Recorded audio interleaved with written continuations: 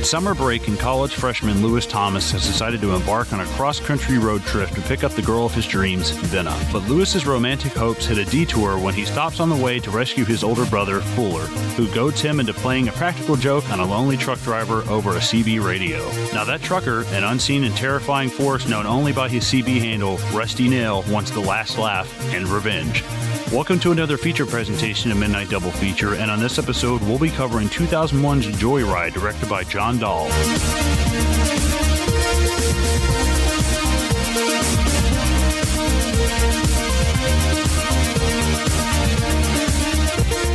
Hey guys, welcome back to another episode of Midnight Double Feature. This is a feature presentation episode.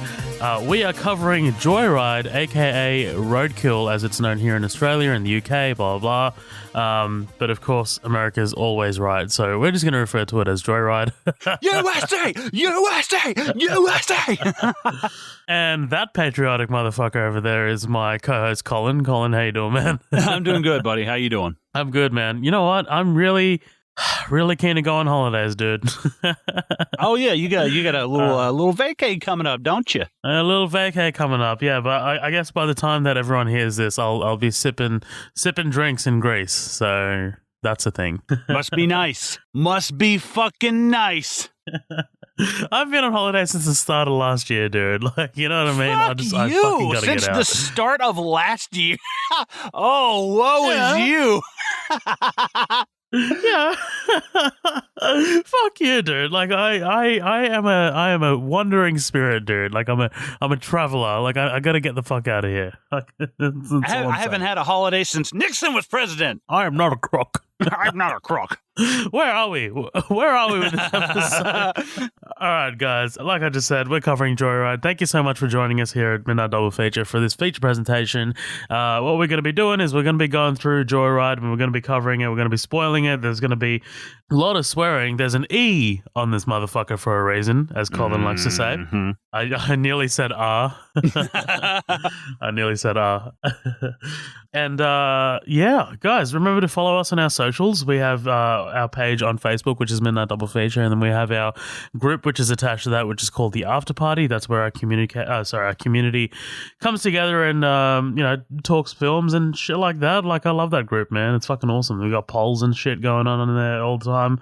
That's the After Party, and then we've also got our Instagram, which is at Midnight Double Feature, and our Twitter, which is at MDF Pod. And we are listenable anywhere. We're on Spotify, YouTube, iTunes, wherever.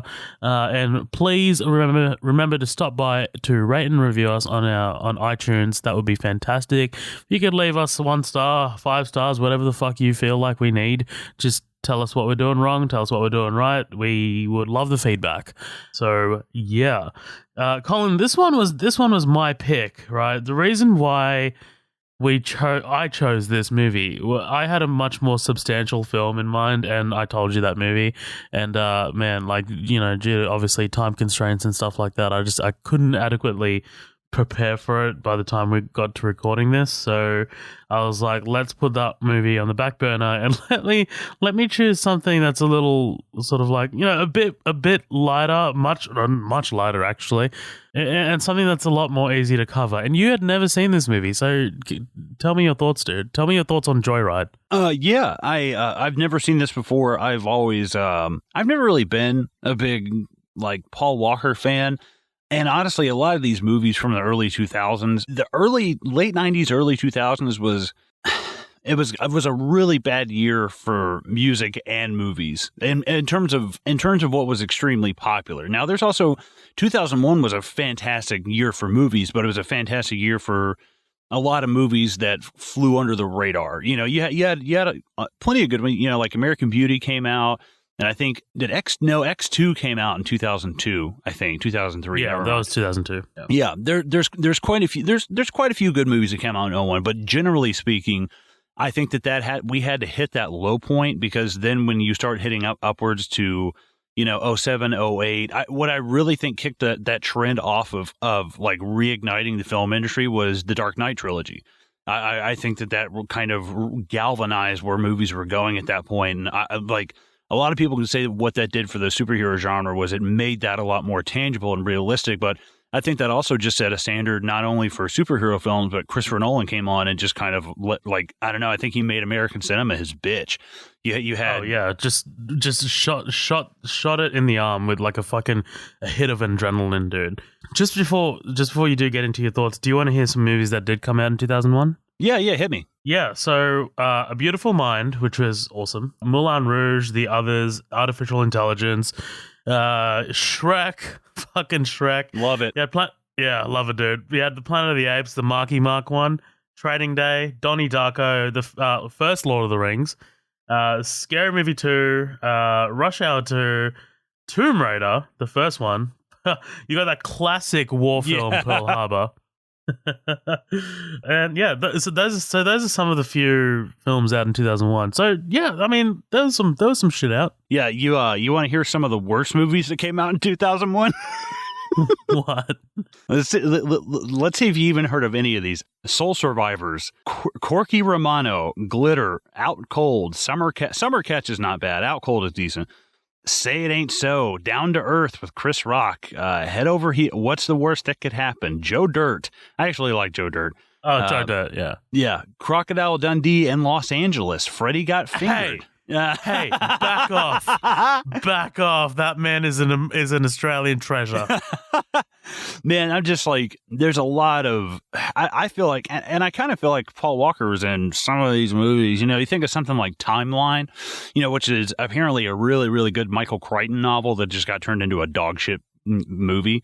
But getting back on track, sorry, I had never really been, I don't know, it's kind of like when the pop shit starts, when you think late 90s, early 2000s, you start thinking like Britney Spears, American Idol, reality shows. Like for me, I can remember being 11 or 12, and that was my time of growing up watching John Carpenter, of watching, watching and reading Stephen King, and like getting into the shit that was going to define my taste as I got older. And I'm not, that was just way too fucking cool. Hey, I fucking loved getting up and watching Transformers and Yu-Gi-Oh and shit. Like I fucking just downloaded the Yu-Gi-Oh app on my phone so I can fucking play that card game.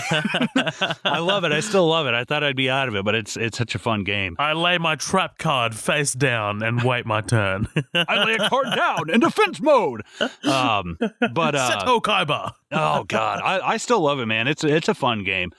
But no, I've never really been an exceptionally big Paul Walker fan. I love Steve Zahn. Steve Zahn's great. I think he can elevate I think he can elevate a decent movie 100%. Into something really, really, really good. 100%. Yeah. I don't think this director has really done much else from what I looked at. I think he did Silicon Valley, that TV show. And have you seen Rounders? I have seen Rounders. Excellent movie. Yeah. Really, really, really good. But I really enjoyed this. I'm not gonna lie. I'm sitting here and you're like, oh, what about Joyride? And I was like, that's random. Yeah, I've never really seen it before. But like, who's out of the two of us, who's way more likely to pick like a thriller horror kind of film? To be honest, right? And this is way out of left field, right? And that's what threw me off. I was like, that's kind of odd, especially compared to what movie we were going to do, which I'm sure we'll get around to that soon. But the thing that, it just kind of threw me through a loop, and I'm sitting here thinking, oh, look at me, I get to be so snarky and postmodern and ironic and tear this movie to bits, like Roadhouse. I'm thinking like we're gonna end up doing something like Roadhouse again. And I was like, this is odd. I wonder why he would pick something that he knows I'm just gonna like. I'm going to throw to the fucking like a chicken hawk and just shred this fucking thing up. And I started watching it and I just got sucked the fuck in. I think it draws you in, right? It does. Like it just pulls you in. Right. And I think that, don't get me wrong, there's plenty of credit you can, J.J. Abrams, and he helped co-write the script, but it's really not the writing that sucked me in. I mean, the storyline's simple. I mean, we have a cast of maybe 4 to 5 characters, and that's really about it. But the premise is something that kind of sucks me in, but there's a shit ton of really good cinematography. There's some shots in here that I was like, I want a poster of that. That is beautiful. Outstanding. It's really good. And I think that this movie deserves a little, it's actually really odd. On IMDb, it's only scored like a 6 out of 10, but on Rotten Tomatoes, it's got like 75%. And I was 74. Like, yeah. Yeah. I was super surprised by that. I was like, that's odd. Well, it's 75 on Metacritic, dude, and Metacritic is usually the tougher one. Right, yeah. Even like I think Siskel and Ebert gave it like 3.5 out of 4 stars, and I was like, "This is weird, man. This is like an anomaly." And I think there's some Paul Walker. He's okay. I think you can swap him out with anybody in this, and honestly, you can swap out. Was it Lily Sabinski? Lily Sobieski, I think. Sobieski, thank you. I think you can swap out either one of them, and they're fine. But you can't get rid of Ted Levine. And you can't get rid of Steve Zahn. There's no way. For sure. They make the fucking movie. Have you ever heard of Duel? It's a movie that came out, made for TV movie back in like 79, maybe. It might be 71. Have you ever heard of it? I have heard of it, only because it's Steven Spielberg's first movie, right? Right, exactly. Now, it's a great short story by Richard Matheson, who actually wrote I Am Legend. Really, both Duel is a very good short story. I Am Legend, fantastic book. Really, really, really good. But Spielberg was able to take a 30-page short story and turn it into a lean, mean 90-minute movie. And I think that's absolutely fantastic. A made-for-TV movie, mind you. And I think that this movie, I consider this almost as like a part of a trilogy with like Duel and The Hitcher. I think that this... which I actually, it's crazy. I have not seen The Hitcher, the one with Rutger Hauer, R.I.P. by the way. I have not seen that, but I know the premise of it, and I'm like, dude, I feel like those would all just interlock with each other because there's something about American culture with the interstate system and freeways and this whole Route 66 kind of thing that's fucking terrifying. Yeah, absolutely. Yeah, and coming from someone who obviously I haven't even visited that part of America. Oh, like, me neither. Yeah, well, but you know what I mean? Like, I've only visited the coast. Like, I haven't even seen what this looks like. I couldn't even imagine. Like, I mean, like, yeah, like it's whack, dude. It's whack. Like, even Australia, like the inside, the middle parts of it, there is some of like this happening, but it's way more remote. Like it's way more desolate. You don't get these random townships that are like in the middle and shit. There's none of that. No, absolutely. There is something. There's something about the. I'm trying to think of the right way to say it. There's something about the vastness and the entirety of it. The fact that you could just disappear so easily on the road, and it's this it's kind of this like unabridged, unfiltered kind of. You can go as basically, I mean, if the speed limit's 80, you're going 90, and there's almost no cops out there just because it's away from civilization. It is a fast track to get to long distances. And there is something extremely terrifying. The farthest I've ever driven, speaking of holiday, about 2 or 3 years ago. Actually, no. When we started the podcast, a few days after we started the podcast, we hadn't even recorded yet. You recorded an upcoming attractions where you talked about Far Cry as our very first episode. You were, I think you recorded that one solo. So this would have been last year, a year and a half ago. I drove from Tennessee to Florida and back. And it was just a 12-hour drive each way, and I actually didn't mind it. I enjoyed driving. It keeps me awake. It keeps me from being bored while being on the road. But driving back, and you get home at like 2 o'clock in the morning, and you're like, man, this is fucking creepy. Like, if something happened, especially being in Florida, Jesus Christ. But there's something so terrifying about that huge empty. It's almost like a land ocean. I know how weird that might sound, but like it's. When you think about how far it stretches out and kind of how deep and dark it can actually get, that's what scares the shit out of me about it. And the fact that you don't know anybody on the road, you want to be a good Samaritan, maybe pull over, help somebody with a flat tire, and then you end up getting treated like the guy with the chicken coop truck in No Country for Old Men. You get shot in the fucking head. So it's kind of the stuff like that. It's a large enough spot just for people to slip through the cracks and just fall into the nothingness, because it's a huge free country, and that's amazing. But you could just get in your car, hit somebody, run somebody off the road, and then drive off. And in this day and age, there's no dash cams, there's no cell phones, there's no nothing like that. You can't really make a movie like this today. And I think the only way you can, if you're like, oh, I left my cell phone, or blah, blah, blah, or oh, no, my cell phone's dead, or blah, blah, oh, movie cliche number 47, blah, whatever happens would have to be something that technically loses them to that technology. And I think that the beginning of the first Jeepers Creepers, actually, and I guess the second one too, reminds me of this kind of. Yeah, I'm glad you brought that up. Yeah, I love those first two, even if they're, I mean, I fuck Victor Salva, but like I grew up when those, I was like 15, 16 when those came out. So I dug the fuck out of them at the time. I didn't know anything about Victor Salva, but I think that this movie is, it's really good, and there's not a lot of fat to be trimmed off this. I don't really have a whole lot of problems with this movie. Like it is you can say it's a product It's a of B movie. Well, it is a B movie. It's a B movie, but like I don't know. I wouldn't even say like, because when I think of B movie, I'm thinking like a popcorn flick. I'm thinking something like Roadhouse, or something that's kind of cheesy. There's not a shit ton of cheese on top of this popcorn, like it's a suspenseful thriller to me. It's a game of cat and mouse, and it might be a simplified 90-minute version of this, but what keeps it from being that is the believability of it for me. Yeah. And that's what seals the deal for me. But I really enjoyed it. I'm glad I watched it. I'll probably go out and buy this. In fact, Lindsay, she hates, like, not hates, but she's not a big fan of horror movies. And she came home and, I was watching this and she's like, oh, fuck, I've watched this like 30, 40 times. I watch this all the time. And I was like, oh, wow, that's crazy. Because she's heard of this. She's like, she likes this then. Oh yeah, she liked it a lot. They watched it all the time in her house growing up because it's not so scary. There's not. Guess what? There's like one killed person in this whole movie. And it's off screen.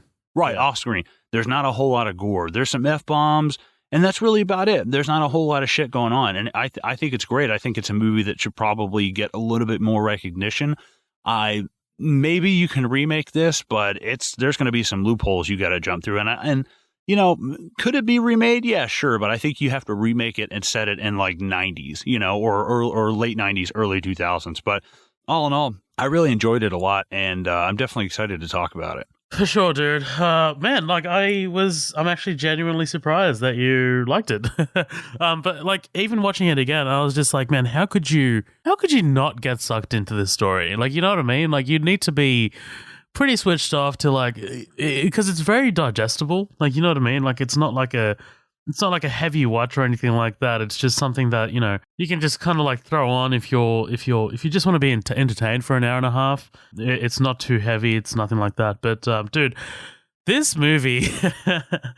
So this movie goes back to my childhood, dude, and it's funny because I have vivid memories of the first time I watched this movie. So we bought our plasma TV probably sometime around 2002, something like that. Like, back when plasma TVs were a thing. And when we bought our plasma TV, that's when we dished our VCR as well. So we dished the VCR, we moved to DVDs, like, you know what I mean? Like, that's when we made that shift. Oh, yeah. So obviously, you're kind of like, converting your whole set and shit, but not really converting, but you know what I mean. So anyway, this plasma TV and the, sound system, stereo, whatever you want to call it, and the DVD player. And if you get a certain DVD player, you get 5 DVDs for free, right? So me and my brother got to choose a couple movies, and my dad got to choose a couple as well. We ended up getting this, which is called Roadkill here. So if I do refer to it as Roadkill, I apologize, but that's just what I'm used to. Funnily enough, this movie has 2 direct-to-DVD sequels, and the third one is called Joyride 3 Roadkill. So Roadkill 3 Roadkill. Yeah. So yeah, we got Roadkill. We got Fast and the Furious, the first one. We got Flintstones in Viva Rock Vegas. Oh my God. Sorry. I was taking a sip of water when you said that. I was like, that's a steep drop there. Yeah, that's what I was saying. There's a steep drop, right? And then there was another one called Like Mike with Lil Bow Wow. Oh, yeah. The basketball movie? Yeah, the basketball one. Yeah, where he finds fucking, Michael Jordan shoes and shit. And there was another one. God. Oh, Braveheart. Fucking Braveheart, right? Oh, excellent. So you can obviously tell which ones were my dad's and which ones were ours because, I mean, like what? It's 2002. I'm 9 years old, right? And my brother's 3 years younger than me. He's 6. So I remember specifically going up and like handing those movies because like my dad gave them to me, and like I handed them up to the counter, and I remember the cashier behind the counter being like, "Oh, these 3 movies. These aren't for kids. These aren't for you. These must be for your dad. And I'm just like, yeah, fuck off, asshole. Like, sure they are. Like ratings were never a thing in our household. Like, you know what I mean? Like, obviously, if there's too much like sex and shit, like, you know, like that's a bit of a thing. But violence was never really a factor in our household. Like, we could watch violent movies all the fucking time. Like, it wasn't really a thing for us. So, but MA movies were kind of like a thing. Like, for some reason, like MA, like they were kind of like a little bit out of our reach. Like Fast and Furious, we could watch because it's an action movie. It's a schlocky action movie. So I remember my dad, like, I remember being upstairs one day and hearing my dad watching Roadkill. And I was like, that sounds fucking awesome, dude. Like, that sounds awesome. But I never went downstairs and watched it. And I was just like, really, like, oh man, I really want to watch it. The next day, I faked a sickie from school and I dug it out, dude. I watched it by myself. I just like a little fucking brat, and I just loved the shit out of it. And it was broad daylight and I was terrified. Like Ted Levine, the choice of Ted Levine for this movie to do the voiceover of Rusty Nail is an inspired choice. Yeah. And uncredited too. Yeah, uncredited. Insane, dude. But, like, I mean, you'd have to be an idiot not to pick it up. Like, you know what I mean? Like, right. It takes you all about 7 minutes. You'd be like, oh, Ted Levine. Yeah. Hey, it's fucking... just wanted to talk to you and see what's going on. So, I'd obviously seen this way before I'd seen Silence of the Lambs. Like, when he popped up in Silence of the Lambs, I was like, oh, it's Rusty Nail. Whereas, like, for a lot of the people, if a lot of people who've seen Silence of the Lambs, it's the other way around, probably, right? But yeah, man, I remember being terrified. And I remember having nightmares from this movie. And I remember calling out for my dad and shit, like in the middle of the night. And, you know, Dad used to be like, oh, what's the matter? What's the matter? And like, I was like, oh, I did something bad. And I watched that movie without you guys knowing. Now, wait. You said you would call out for your dad. Like, this is a common thing. Like, if you had nightmares, you call out for your dad and not your mom. Yeah. I mean, like, I would always kind of like, I don't know. I think as a kid, it's just kind of like dad will protect you more than mom because it's kind of like it's more of a physical thing. Like, I feel like it'll be more of a physical thing if I go back to it. I mean, like, obviously, like, you know, if dad wasn't here, I'd call for my mom, but like, it's like, you know, you just kind of like subconsciously call for your dad. I don't know why. See, I'm mama's boy. Like, I fucking love the shit out of my mom. And if I were like, Dad, I'm having a nightmare, I'd be like, shut the fuck up. not fucking really. Kid. He literally, I'd be like, Dad. He'd be like, Becky, go get him. Like, he wouldn't even roll over or bat an eye. He'd be like, go get him. I gotta wake up at 4:30 in the morning. Go get him. I'm sure he was annoyed. Like, that's all I'm saying. I'm sure he was annoyed, and I'm sure he would have said the same thing to my mom, but like, I didn't hear it. So yeah, I definitely vividly remember watching this movie like a fucking asshole, just taking a day off school to watch it. And then what else? Like, this was also one of the first movies that I delved into the extras in, from what I remember, because it was on DVD. And I remember looking at the back of the case, and it said 29-minute alternate ending. Have you read about any of these endings that they shot? Yeah, I read a little bit. I couldn't find them online anywhere, but I know of maybe not all of them, but a few of them. They're not online. I definitely had another look. Like I scoured the internet. I couldn't find it. There is like a partially. There's a part of that 29-minute one online on YouTube, but like it's like a minute or so you don't get much. But we'll get to it. Like, when we get to it, I'll explain it. But like, I remember watching that 29-minute one online, and man, that is scary. Like, it's actually genuinely. It ups the ante a lot. Like, this is a movie that's about tension, whereas that alternate ending kind of takes it more into horror territory. Okay. Yeah, like I'll when we get there, when it splinters off, like I'll explain it. But yeah, but anyway, dude, I genuinely like this movie. Like, I surprisingly revisited a lot. You know, just kind of like subconsciously. Like, it's just one of those ones that it's just like easy to watch. It pulls you in kind of like immediately. The performances are genuinely great. Like, you know, you can substitute Paul Walker and Lily Sobieski for sure. But Steve Zahn is fucking awesome in this movie. Like, another movie that he elevates the script for is National Security. Have you heard of that movie? Yes. I don't think I've ever seen it, though. Okay. It's with Martin Lawrence. Like, those two, it's kind of like a buddy cop film. Like, that, it's not a good movie, but both of those, like, just... It's fantastic because they're trying to do the Rush Hour thing, right? So, yeah. But anyway, man, I really dig this movie. I'm excited to cover it. When you mentioned The Hitcher, because you asked me, you're like, is that like The Hitcher? And I said, no, not really. I mean, The Hitcher's a little different. Like, there are elements of it that are kind of similar, but not overly the same. I haven't seen the original Hitcher, same as you. I have seen the remake. Did you see the remake of that? Is that the one with Sean Bean? Sean Bean, yeah. No, I haven't seen it. Well, I mean, look, it's probably not great now, but man, a 14-year-old me loved that movie because Sean Bean, and it's produced by Michael Bay, and you can tell it's produced by Michael Bay. Like, there are some straight up action sequences in that movie. Like, it's wild. But anyway, man, back to this movie. Let's fucking dive into this bitch. What do you say? Yeah, let's do it. Fuck yeah. We get this opening sequence of Lewis talking to Venna on the phone. Venna, obviously, Leila Sobieski. Hey, she's a different kind of pretty. Yeah, she's kind of like... She's like the 90s Jennifer Lawrence. You know what I mean? Oh, that's a good pull. Nice.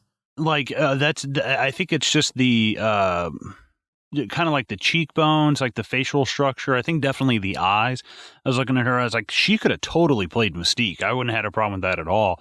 I do love her accent, though. Apparently, she's got one French and one American parent. So it's like, oh, okay, that's cool. I always like... Do you know who Roddy McDowall is? He was in Planet of the Apes and Fright Night and Overboard with, you know what I'm talking about at all? I do know, yeah. But I not well. I don't think I've seen any of those movies. Oh, well, he has an English parent and one American parent, so his accent is like this perfect blend of like English, American English and UK English. It's like, oh, it's fucking great. I love a blended accent. It's so interesting. I'm a big fan of dialects. I'm a big fan of accents and trying to do impressions of them and stuff. So when you see that kind of like perfect mix of them, it's like, oh, that's interesting. That's a rare breed. It's good. It's a good mix. Yeah. It's a spicy meatball. That's racist. Yeah. She needs to fire her agents, dude. Like, she's been in some dumpster fires of some movies, man. Like, she was in The Glass House. She was in The Wicker Man. She was in 88 Minutes. Those last two movies have been covered on How Did This Get Made? Like, she is in some schlock. Like, she's been in some bit parts in some actually genuinely good movies like Public Enemies or Eyes Wide Shut, but nothing substantial. So, I mean, I think she's definitely a much more talented actor than Paul Walker, and the fact that Paul Walker had this kind of like meteoric rise, and she was just kind of like, she just kind of, I mean, she quit in like 2012. She's like, fuck it, I'm done. And quite frankly, I don't blame her after the roles that she got, but it's so odd. She's really talented. I would say she's probably right on par with Steve Zahn. I think they're probably the best actors in this movie. I think you can substitute her out really well, like just her character. I think she does a great job. Because I know I said that earlier, like, oh, you know, she's kind of whatever. You can sub them out. But I feel that way about most movies. Oh, here is an attractive 19 to 20-year-old white female, and here is an attractive 19 to 20-year-old white male. It's like you can kind of swap those out with anybody, but she does a good job with what she's got going on. Yeah, she definitely does feel a lot more natural than Paul Walker. And I can't believe I forgot to talk about Paul Walker, for fuck's sake. Like, this was a big year for him, obviously. Like, 2001, that was the Fast and the Furious as well.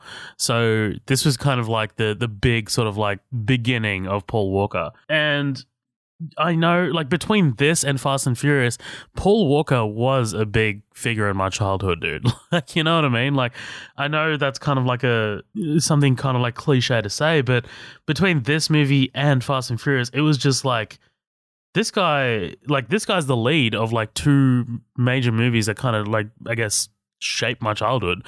Like, if you go from those 5 DVDs, that's literally both of those DVDs that we ended up rewatching and shit eventually have Paul Walker as the lead. So it was just kind of like, oh, okay. And then when he passed away in 2013, I was at a music festival with some friends and shit, and it was a 2-day music festival, and he passed away on the morning. Like we found out the morning of the second day, and man, it was like we sat there, like kind of like in silence for like a bit. Like it was kind of like our generation. Like everyone kind of like felt it a little bit, even though look, you can say he's not that great of an actor, but like in terms of like leading man, like kind of like a sort of like presence, he's decent, man. Like he's not amazing, but I definitely remember like when he passed away being kind of like super bummed out about it. How he passed away was fucking insane. That shit's wild. Fuck him and the car that ran over him. I don't give a shit. Honestly, he didn't get run over. I know. Here's my thing, and let's talk about Paul Walker now, because like I remember when that came out, my nephews were fucking obsessed with Fast and the Furious. And I actually enjoyed the first one. That's a damn good movie. It's good. It's very good. Was it good enough to spawn a franchise that has created more films almost than Star Wars and a 15, no, it's been going on for 16, 17 years. No, it like there's no way that they should have been going on. Now we've got the spinoff of Hobbs and Shaw, and it's, oh my God, it's ridiculous. But it's awful, by the way. No, that's what I heard. I think Velo was telling me about it. He said it sucked. But my thing is like, I try. I'm like, man, that really sucked. He left a daughter behind, and don't get me wrong, it's tragic. And like especially hearing how he died, that their bodies were just like burned beyond recognition. You're like, fuck. Like that's fucking metal, like that's heavy, man. But the fact that like they leave a charity event going 93 miles an hour in a 45 mile an hour zone drifting. I'm like, man, it was stupid. It was stupid. You play stupid games, you win stupid prizes. Right. And I hate exactly. it. And let's be clear, he's not the one driving. He's also, we're not saying that Paul Walker's the one driving, but I guess the difference between, what the difference between Paul Walker and my computer is? Hit me. I actually give a fuck when one of them crashes. my thing is that I get it. It's it is a tragedy. It is a life that's lost way too soon. But to me, you're on a public street going 93 miles and you're going double the speed limit. And let's be clear, you're drifting while going 90 miles an hour. So you would have had to have taken your foot off the gas a little bit. So they're pushing, they're going probably over 100 miles an hour. It's like, man, you're lucky you didn't kill somebody else. Like, my thing is, if Paul Walker had spun out, survived, and killed an innocent person, we'd all be singing a totally fucking different tune. And I get it. It's still, that's not the case, and we can talk hypothetical all day. But I don't have a lot of sympathy for somebody who goes out and does something like that. I know he's a nice guy, and I know he does a lot of charitable stuff. But it's not like we fucking like. I saw a great comparison. They're like the irony in Paul Walker getting killed. First off, a guy with the last name Walker. But then secondly, a guy who's in the Fast and Furious franchise getting killed is, you don't see Christian Bale putting on a Batman suit and trying to go and fight crime. It's like, so you have this guy who thinks he's like, his fucking character and can just do this shit. Granted, not the one driving. I get that. But still, like, my thing is, you win stupid game, you play stupid games, you win stupid prizes. And I can't, I know that might come off as judgmental, but like the internet lost its fucking mind when Paul Walker died. They acted like this was Kennedy getting shot, and that our generation had lost the fucking, like, acting like Kurt Cobain died or something. I'm like, dude, chill the fuck out. By the way, there are some top-notch Paul Walker jokes on the internet, by the way. Some I don't even feel comfortable enough rattling off here. Jesus Christ. So just Google them. There's some really, really fucking good ones. But no, I mean, it sucks, but at the same time, what do you, I hate it for you, man. That's about all I can say. Yeah, I mean, like, it is tragic and it is really sad. Like, and again, play stupid games, win stupid prizes, right? But like, I'm not. It was. I think you're a couple years too old to, kind of like see where I was at with this. Like, everyone our age was just like. Because Fast and Furious, I love that first movie, and even the second one, like because I do like those movies. I've mentioned it like plenty of times on the podcast. I enjoy those movies.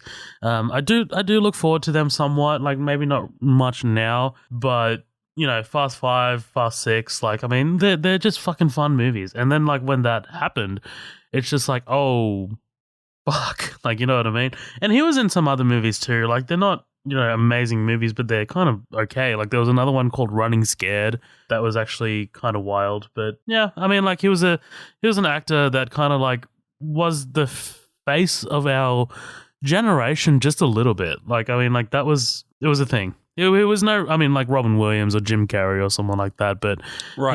he was a presence. That's what I'm saying. So Yeah, he is the face of many Kyles who pound monsters and punch drywall. I see what you mean. Yeah, I get it. right, right. So anyway, Lewis goes to get a car, right? Dude, $1,100. Like this thing is breaking down on the side of the highway as soon as you leave. Let's just thank God it wasn't a Porsche. Okay, that's my last one. That's my last one. I'm done. No. No, and here's the cracked up part is he gets my thing is they show the plane ticket, okay, and I assume he's got some cash I assume he's taking some cash with him because if you look, I paused it on the plane the plane ticket because I'm like, oh, okay, there's a lot of information there. I like it when they do a close up in movies of something like this because I pause it and I kind of read stuff. I'm kind of, I guess, detail oriented like that when they do something, And if you look in the bottom left hand corner, that ticket's not even $800. I'm like, the car's $1,100. Like, I guess he's got $400 because he somehow buys the car, replaces the windshield, and all of this shit on the road, bails his brother out. I was like, look how much money does it. Oh, yeah. I was like, how much money does this guy have put away? I was like, it's definitely not from the plane ticket. I know it's such a small detail, but it does feel like all of the shit that he's doing is from, kind of refunding the plane ticket. And it made me laugh. I'm like, sure. And, he was able to buy a house and put down a down payment on a new car. And like, I just kind of laughed my ass off. I was like, Jesus. I do dig the car, though. It kind of gives me an Evil Dead feel. Yeah, definitely. And look, man, there are plenty of logic leaps in this movie. Like, we're going to get into that shit. But I like the idea of like kind of like setting up this road trip sort of situation. Like, she says if you had a car, you could stop by Colorado and pick me up. We'd have an adventure. 2 of us in a windshield, right? Like that line will come back, obviously. And it's like, I have a car. No, you don't. Yeah, didn't I tell you? And it's like, well, I got one. So I like the innocence of it too. Like it feels very early college, like what a guy would do for a girl as well. But also, Paul Walker is 29 years old and playing a college student. I gotta say though, he doesn't look fucking 29. No, like, he doesn't. I'm 29 and I look 38. Like looking at this guy, I'm like, shit. I wish I looked this young at 29, dude. He's got that endless sort of like youth to him. I look like fucking Richard Kuklinski, the Iceman. Like I got so fucked when it came to like I aged like a catcher's mitt. Jesus. Anyway, so stops into a phone booth. Yeah, right. What are those? It's like the movie phone booth. You're like, this will never get made. Well, that's something that I was thinking about this time around too, because one of the masterstrokes of this movie is keeping Rusty Nail in the shadows and like not showing what he looks like, really, for the most part. I love that, and that is something I love about phone booths too. Like I feel like that's such an early 2000s, late 90s sort of like thing of like not showing the antagonist. And I think that works pretty much solely in its favor here, because it's like, you got Rusty Nail as the voice, right? Like that fucking awesome voice by Ted Levine. But the actual antagonist / monster is the truck. Like that's what we're afraid of, kind of thing. Like that's what the movie's positing that we should be afraid of. Right. Have you ever seen When a Stranger Calls? The original When a Stranger Calls, not the remake? No, I think I've seen the remake, and I think I fell asleep in the remake. Yeah, I'm fucking garbage. Yeah. It's got Carol Kane from, she's on Kimmy Schmidt, and she was in Princess Bride and Hope and Taxi. She's in a bunch of shit. But basically, she's babysitting, and she keeps getting harassed by these phone calls. And eventually, the cops trace the call, and they're like, "It's coming from inside the house." And she looks up the steps, and the door opens upstairs, and you see a shadow. And it's like, "Oh fuck!" That's like, cool. That is a pants shitting fucking moment. And I think that's kind of what kicked off a lot of shit. Like, that's the first one I can really remember. Right. Hearing that it was like more of the voice than anything that was a driving force behind this. And it was like, I don't need to. Just me pushing you subtly in these little directions is enough to drive you crazy. I don't need to do anything. Right, for sure. And it's one of those things where it's like what you're imagining in your head is probably a lot scarier than what's actually being shown on film, right? Exactly. Like someone with Ted Levine's voice, like because Ted Levine is not a scary looking guy, but that voice is fucking insane. And like putting a voice to that, putting a physical presence to that voice, like Jesus. I also just want to point out a little connection here. So Paul Walker actually did work with Ted Levine in Fast and Furious this same year as well. Like he was his handler. I just thought that was like a nice little tidbit. Well, and hats off to Ted Levine for like, you can play a cop in Heat, but then literally just a couple of years prior, you're playing Buffalo Bill, and it's like, fuck, man, that is... The guy's got range. Yeah, for sure. Underrated as fuck actor. For sure. I always dug him, dude, whenever he popped up. But anyway, so Lewis gets a call from his mother saying that his brother Fuller was arrested again, drunk and disorderly, in Salt Lake City, right? And there are some moments of Paul Walker's that I like. He just kind of like, bows his head and he's like, oh fuck, I have to go get him, don't I? Like it's kind of like just little moments like that I really appreciate. He gets pulled over by this cop. My brother's in jail, haven't seen him in almost 5 years, and your tail lights out, right? That's gonna come back. Mm-hmm. This script is pretty tight. Like it's an hour and a half, but we get a lot in an hour and a half, don't we? Like, I mean, maybe a little too much. There's a couple things here that I'll touch on, but it's, for the most part, it's pretty tight. Like J.J. Abrams co-wrote it, but like I think he did a pretty decent job. Have you seen Regarding Henry? No, I don't think I've even heard of that. That's another movie that he wrote in the, I think it's late 90s with Harrison Ford. Apparently it's worth checking out from what I've heard. But just to touch on really quick the structures you were talking about, it's interesting because like we have our setup, and within 15 minutes they're talking to Rusty Nail on the CB, and I think that's awesome. We have our character set up, we have our destination, we have our plot. It's like, this is incredibly lean and mean. It, like, especially the editing at the beginning when we show he picks up the check, he's buying the car, he's on the road, and he's gone, and you're like, damn, dude, like that's impressive. That's really, really well done. Because let's say, I think about the first half hours when all the shit with Rusty Nail goes on, and he kind of fucks off and leaves them alone. After, I'd say about halfway through the movie, 45-minute mark. Yeah, I'd say about 45 minutes. Yeah. Right. Well, it's almost like a false climax, and then okay, well, it's just enough to get you to settle down. But the thing that's fucked up, the thing that it fucks you, is that it's not over yet because you're only 45 minutes into the movie. You're like, how is this going to come back? How is this thing going to? How are we going to chum it up and put more blood in the water for the shark to come back at us? This fucking land shark. And that's what I think so interesting about it, is that like you think everything's done and you can't think of a logical reason why this would kick back up again, but you fucking know it's going to kick back up again. And you're like, God damn it, man, that's so good. Absolutely, dude. But by the way, dude, I'm so fucking happy you like this movie, because I was like, man, it can go either way. It could go either way. Well, and it also, I'm not gonna lie, it feels like a John Carpenter movie. It's shot like a John Carpenter movie sometimes, like not the whole time, but the cinematographer, just FYI, also did a shit ton of Westworld episodes, and he was the cinematographer for Dirty Dancing. So, guy knows what the fuck he's doing. He's done some cool shit. God damn, that's fucking badass, dude. But yeah, like they did do a good job of like making this movie visually look fantastic. But anyway, so Fuller and Lewis hit the road. With the exception of the seat spring piercing my ass, this ride is excellent. Yeah. Lewis tells Fuller about Venna. She's a friend from back home. Wait, the blinker? It does the blinking. Yeah. This is the first time I remember hearing the word fuck in terms of a sexual context. Oh, that's like, a special moment. That's what I was saying, man. Like, I was just like, he's like, you're fucking her. And I'm like, wait, is that what that means? Is that what that means? What the fuck? Oh man, but I like how straightforward Fuller is. Like, he's just like, no bullshit. He's like, okay, you're not fucking her, but you want to. There is this fucking maneuver here that Lewis pulls off where they veer off to the side of the road. Hey, if this car actually had suspension, then you've just fucked it. Yeah, like, this is He goes off the road at like 30 miles an hour.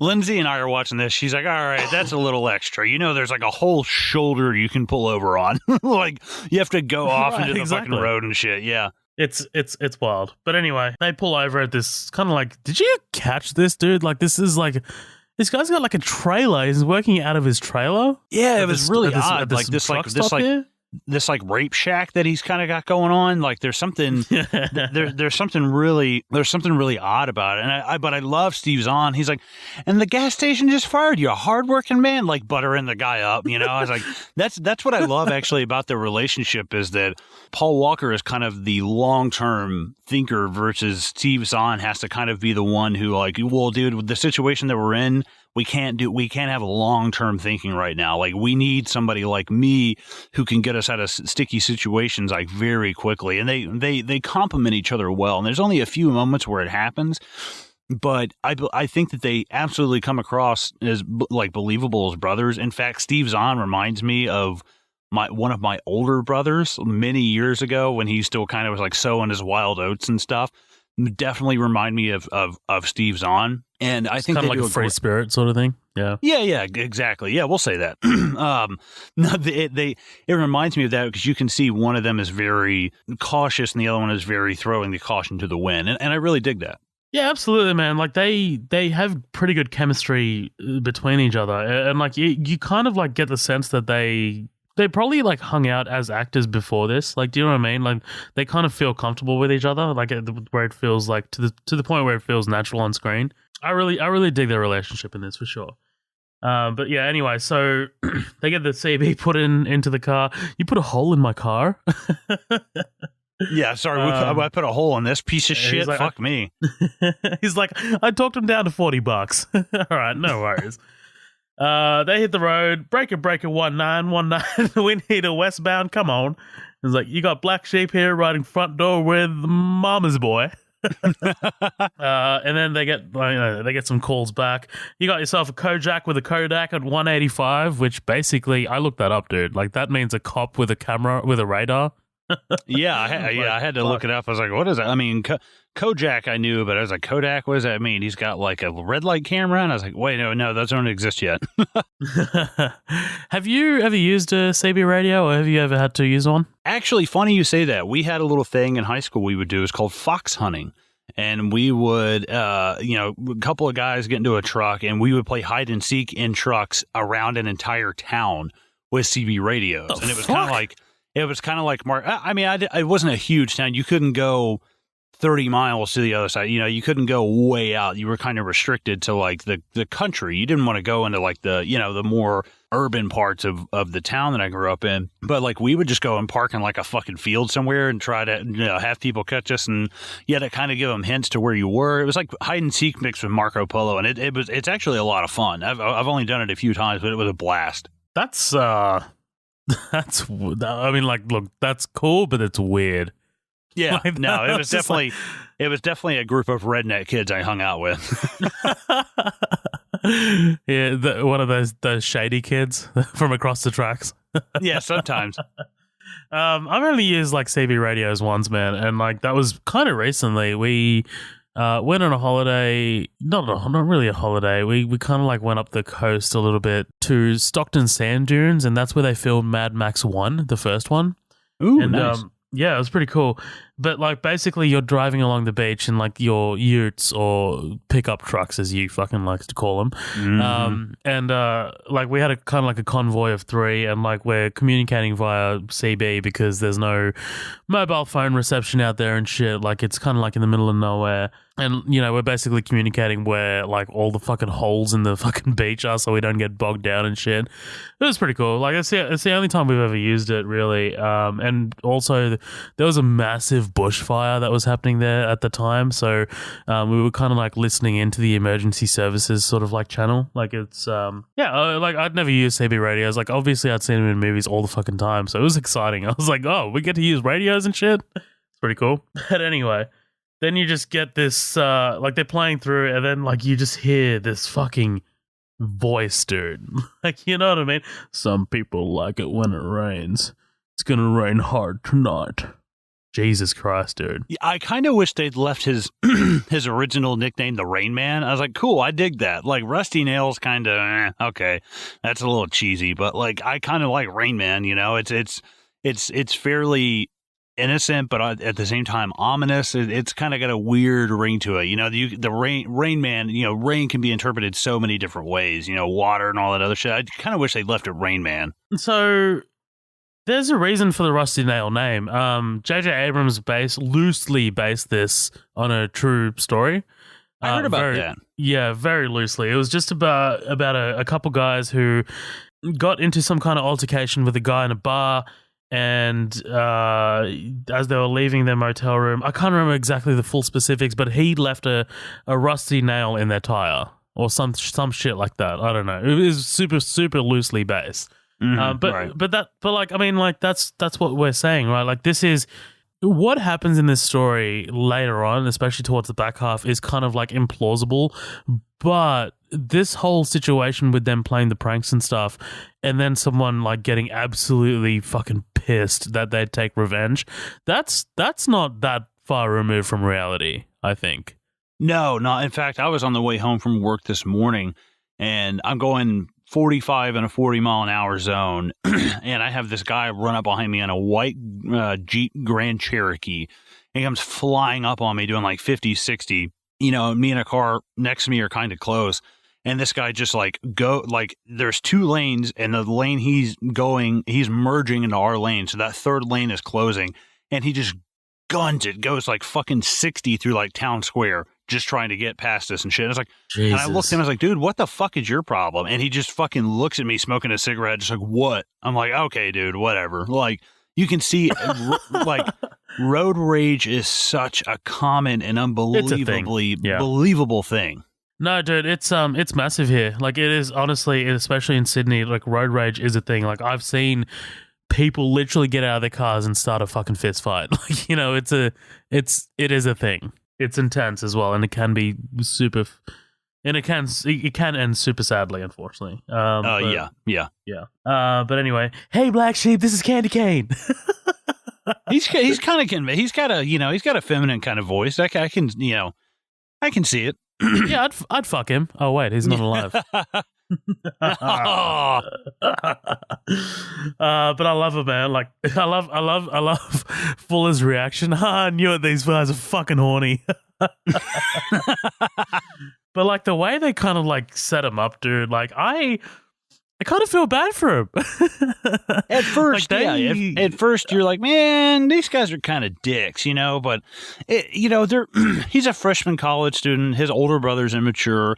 It's believable, man. I did shit like this, you know, not to this extent. Yeah, but you know, like it is believable. Yeah. Right, exactly. You know, we do prank calls when I was in high school, you know, but like I never had somebody hunt me down and try to run me off the road. It's like, what the fuck? Like at first you're kind of like, it's just, he's like, you know, I've never really done this before. You know, he's kind of like, man, this guy sounds like he hasn't gotten laid like ever, you know? I see when he did that, I thought he kind of like, he sounded a little simple, if that makes sense. Like he sounds like someone he's a little on the spectrum. Yeah, a little maybe. Touched. Yeah, but you know what I love? I love when we get into it, like when they do it again at the motel later, immediately after they kind of like hang up after they do it, I love Lewis being like, we shouldn't have done that. That was fucking mean. Like I love him like immediately regretting it. Right, yeah, him regretting his brother, letting his brother rope him into something that his brother would do. He's like, man, I'm above that. Come on, man. Right, exactly. I take off your bra. Oh, man. What are you going to do to me then, Rusty, now? It puts the lotion in the funky basket. That's all I wanted him to just scream. I'll make you into a human skin suit. He just over the CB is like, ah! This is like a fucking prequel to Silence of the Lambs. Like, yeah. They get to this motel, don't park in the handicap space, and he's like, I'm going to gimp it. This is Jesus fucking great. Christ. I don't know, it's fucking, it's fucking dumb, but I love it. And then you fucking meet Mr. Ellinghouse. This guy. Comically a piece of shit. Yeah, maybe a little too much. Yes, or I mean, he could be an asshole without being just like an over the top fucking racist. But seeing as where are they like Missouri or Montana or something, it's believable. Is it? I mean, yeah, okay, I guess. I mean, like, you do get some people who are like that here, unfortunately, but what can you do? Also, is he fat? I don't, like, they keep referring to him as, like, fat and shit. I'm like, I can't see it, but okay. I mean, he's not huge. Yeah, he's a bit husky. He's a big dude. You know, I wouldn't call him fat, though. Yeah, I'd call him, like broad, but, like, not fat. But, like, Fuller refers to him as, like, fat. I'm like, oh, all right. But yeah, fucking Rusty Nail ends up calling for Candy Cane again. Candy Cane. It's fucking, man, that is what scared the fuck out of me, dude. Like his drawling voice, man, like it's just insane. It's intense. He was made for like VO work. But the boys rope him in to meet up with Mr. Ellinghouse in room 17. Damn, like this was the part of the movie where I was like, okay, as a 9-year-old, I am loving this movie. Like, I was just like, holy shit, like this is, what is gonna happen here? What is gonna go? What the fuck is gonna happen from here? It's fantastic. But I also love the lighting here as well. Like, you've got that red kind of like reflection off the signage, and like it's just hitting them in the car. It's fantastic. Yeah, that's really well done. Absolutely. Rusty Nail, hey there, Candy Cane, I thought I'd lost you. I can't even do the voice, dude. I feel like you could do it a lot better than me. Well, it's all about kind of, you kind of have to like stick your tongue in the back of your mouth. And he's got this like, he sounds like a guy who's had like a third of his tongue cut off. You know what I mean? Yeah, I get you. But I mean, at the same time, I can't really pull that off. Oh, man. But dude, talk about this moment, like the cinematography here when Rusty Nail pulls up to room 17, and you know, like the decision not to cut over to room 17 to like get Mr. Ellinghouse's sort of like perspective on it, and like hold on that one shot of Fuller and Lewis listening in, putting their ears up against the wall, and we pull into that painting like for what feels like the longest time. Dude, that works so fucking well. No, yeah, I think it definitely builds the suspense because it'd be so easy just to cut into the room. I think a normal horror movie would do this. It's kind of, it builds suspense a little bit more because we're so accustomed to that. But like exactly what you said at the beginning, the thing that we don't see is usually more kind of terrifying. The thing that we do see, and we've seen this guy, this whatever the fuck this guy's name was, the fat guy, you know, and you know, this guy is an asshole. He's a bigger dude. Ellinghouse, yeah, he probably, you know, he can probably take a punch and throw punches. This is, you know, to the point that they think that he's the one who's going to hurt the truck driver, and they're like, oh no, and blah blah blah.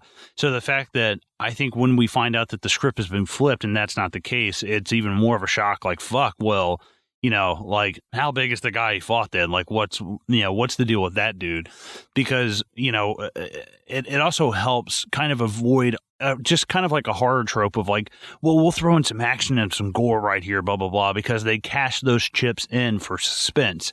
And that's what makes it, that's what I think makes it better than a normal B-movie popcorn kind of flick. Right, like a normal, like that's what kind of moves it past a sort of like standard sort of slasher film, right?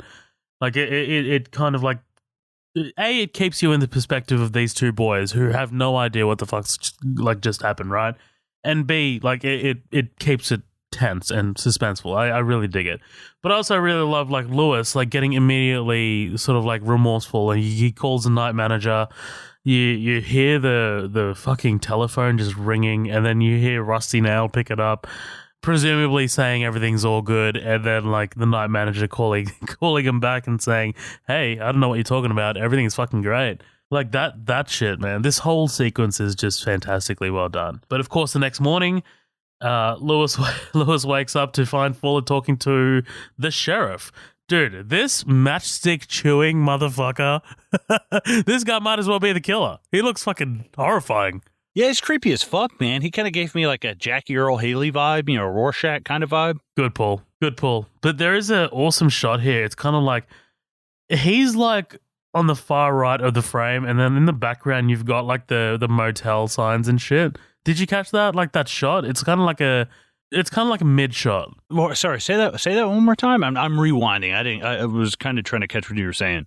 Yeah, no, there's like one shot here of like the cinematography. If you go to probably literally like the 20, I'm on it right now. It's like 26:58, and it's literally like him like talking to Fuller. It's a weird shot that shouldn't be in a movie like this, like a sort of like a B movie like this, but it looks fantastic. It looks like something that would be in a Coen Brothers movie.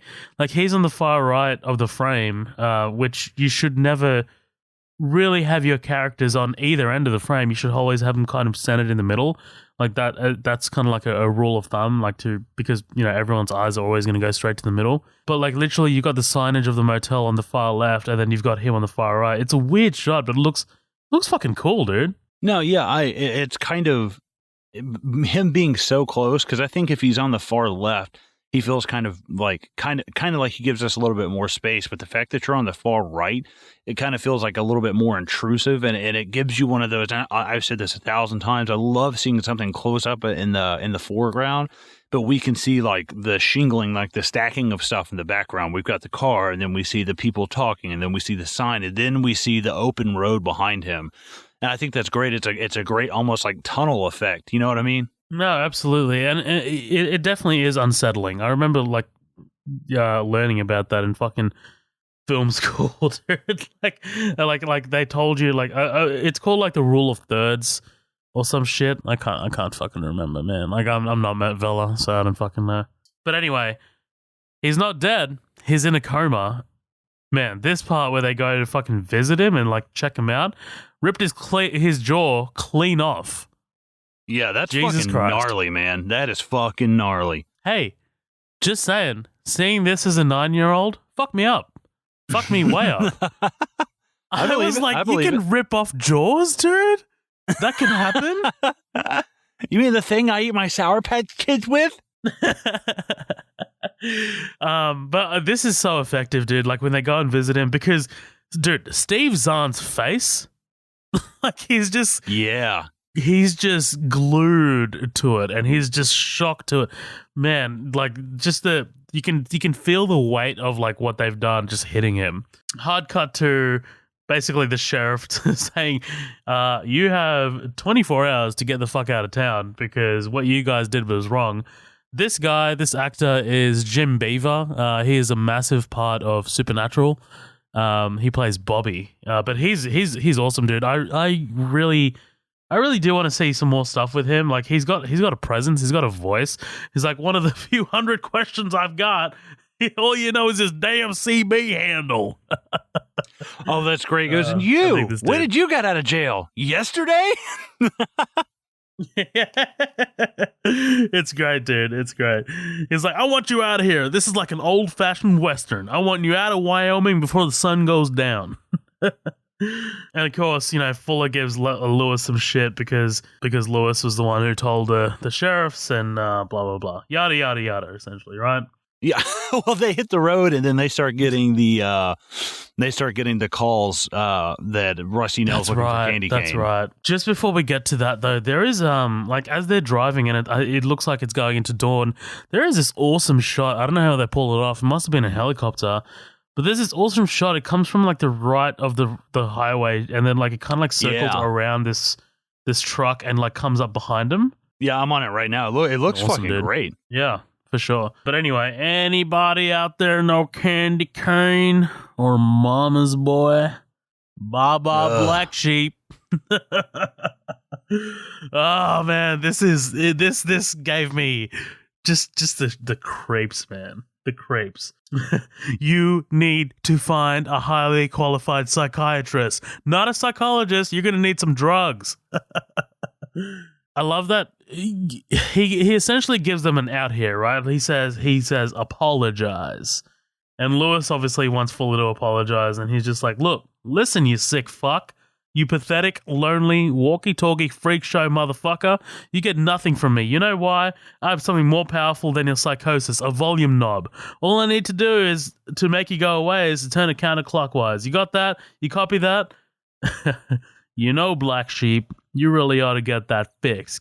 Get what fix? Your tail light. Oh, dude. Pants-shitting fucking moment, because I do enjoy it, but because we just heard about the tail light like 30 minutes ago, I wish he'd just cut straight to it and he didn't have the setup from Steve Zahn. I wish he just would have like, you really need to get that tail light fixed, and just then be like, oh shit.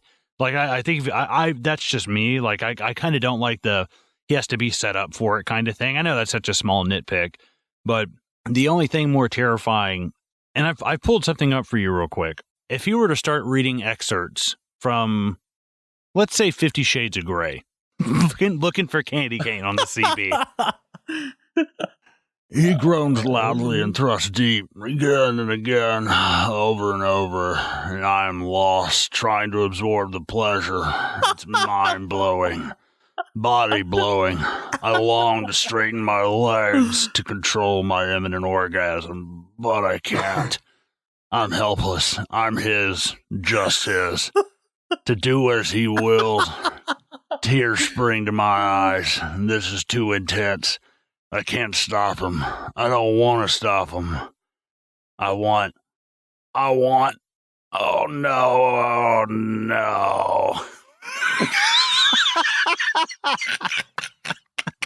Oh man.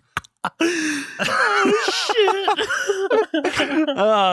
Actual excerpt from the book. That's fucking awesome. I love how you must, like, in your search history now, you've got, like, fucking... Yes, I literally sex parts 50 Shades of Grey. That's awesome. That's awesome. With the gentleness that surprises me, he runs the razor over my sensitive flesh. You know what? It doesn't sound that removed from Buffalo Bill. Like, you know what I mean? No, it doesn't. Oh, man. But I love as they're freaking out. Yeah, like... obviously they're running out of fuel, and I love like Fuller's reaction. Like, come on, come on. he almost had my reaction of like, of course, like, oh, come on, dude. Like, of course. That's what I'm saying. Like, it feels like they're self-aware of it. Like, it's fantastic. And then, like, Lewis is like, guess at Laramie. There'll be a phone there. I'm going to call Sheriff Ritter. Good. We'll get off at Laramie. And they see the sign for Laramie being like 70 miles away. Yeah. What I love is when he's like, there's a town coming up. How far away is it? I don't know. From my knuckle to my cuticle. Yeah, from my cuticle to my knuckle. I don't know. But essentially, yeah, 12 miles. That might be too far. And they take the exit, right? And then they get to this gas station, and what evidence is Fuller basing that this guy is Rusty Nail? Just because he's got a weapon? Yeah, I guess he's just, he sees the truck pull up and he knows the guy's got a CB, knows the guy's on a truck. But my thing, he wouldn't get out and like hit his tires first and whatever. He would just probably walk right, just stare at you and come walking right at you. Like, he wouldn't play this coy kind of like, oh, well, let me act like I'm doing something, blah, blah, blah. I know it kind of adds to the suspense of it, but I find it believable. They don't know what he looks like. They don't know what the truck looks like. They just almost got ran off the road. But my thing is like 10 seconds before they pull in that gas station, I know that the truck that was right behind them was not that fucking white ice truck. It's a goddamn black. It was not an ice truck. Yeah, right. It's a big fucking Peterbilt. Yeah, absolutely. Like that's 100% for sure. like I knew that even as a fucking 9-year-old dude watching this, I was like, that's not him. Like, even though this is kind of like a bit of an intense moment, like, it's the actors, it's the way they sell it. It's also the way John Dahl like decides to shoot this whole thing. Like, you've got that kind of like as he's walking through this trucker, as he's walking through the convenience store the aisles of the gas station, it's like kind of like slow motion, and then like I really like Lewis looking into the reflection of the phone, the receiver, and then like him kind of like getting a quick glimpse of him looking at him. Like, I really like that. That really adds to it really well. It's fantastic. But yeah, I love I love them just kind of like basically like shitting their pants and like taking off, right? Like they get into this like little bit of a chase. This guy goes pretty fucking above and beyond to return this guy's MasterCard, right? Yeah, it's a bit much. Well, and really quick, what's with him looking at the knife case? Was that like a fake out? Because I thought for sure what they were going to do is like, it shows him look at the knife case, he pays for his stuff, and then he walks out. And I was hoping at some point it might actually come back that he had bought this knife. And because it's like, dude, yeah, you need a weapon. Like, I get it, you guys are in a car. But at some point, like, yeah, this guy's got a big rig, but, you know, he can't, you know, if my thing is if the two of you get out of your fucking car and you're just like staying around, like it's very hard for big rigs to turn. So like get out of your car, have a fucking blunt weapon and just, you know, wait for him to get out. And you're probably going to, well, I guess they don't know. He might have a fucking loaded shotgun or something. He never, actually he does. He definitely does have a shotgun. Never mind. I take that back. Stay in your car. Stay in your car. I took him looking at the knife case, just him kind of like, you know, figuring out how to defend himself if this guy like makes a swing at him or something. Like I didn't really take it as much, you know, like him arming up or anything like that. Like he's just looking for options. That's what I just took from it. Yeah, see, I didn't know what it was. I was anyway, like, man, I'd have been like, let me get two of those actually. There are some weird cuts in this movie, and obviously, you know, a couple of them have to do with the alternate endings and stuff, but this isn't one of them. This is just like a weird sort of like situation that they get into, I guess. But yeah, and I got a MasterCard. But essentially, this guy turns out to be friendly. He's like, it wasn't the mustache, was it?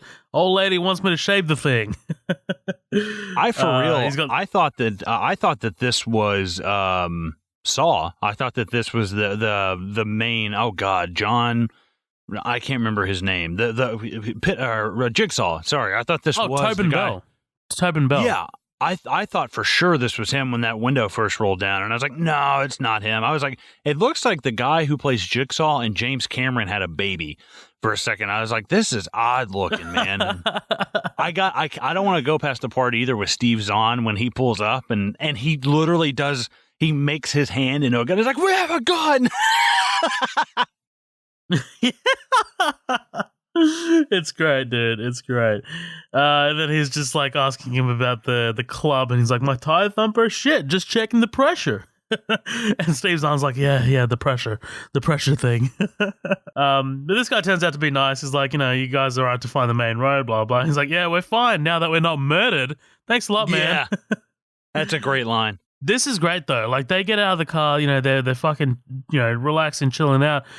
Dude, I was not expecting this. As a 9-year-old, this made me kind of like be like, I think I literally said, holy shit. Because I love this visual. Like, I love the idea of like the actual rusty nail truck, like just blasting through this ice truck like it's nothing and just like fucking ripping ass towards these guys. Now, here's the thing. Rusty Nail, if you're coming after these guys, maybe leave the semi-trailer behind. Maybe detach it. It is a little bit untactical, I guess. You know, you kind of want as less weight, you know, as little weight as possible because you're already at a weight disadvantage. You know, you're in this huge, you're on a fucking tank. Especially if you're going up these like little hills and shit, right? Like, oh God, yeah. I don't know, it's a bit unwieldy, but I love it, man. Like, you know, they get into a little chase here. They manage to ditch him, but of course they get stuck under this tree. They get bogged down. Please don't kill us, man. Please don't kill us. We apologize. We were just playing with you. Why? Just for a laugh. A laugh. Just for fun. Well, I was just playing with you, man. Oh, dude, the way he delivers that line, man. I was just playing with you too, man. I'm like, fucking hell. Awesome, dude. Awesome. But I love the... Yeah, it's definitely the delivery, isn't it? Like, it's just like, holy shit, man. This guy's got some screws loose. And obviously, at this point in the movie, like, we know that this isn't the end. Like, we've literally reached the 46-minute mark. There's still plenty of movie to go. So it's like, how the fuck, like you were saying, how the fuck are they going to pick it back up? Like, he's essentially left him alone. Immediately, kind of like after this, Fuller throws away the CB radio. Like, he just throws it away on the highway. So it's like, what the fuck do they do to get him like back in this situation? But it's great. All right, man. So before we go and pick up Venner, that's about halfway. What do you say we take a break right here?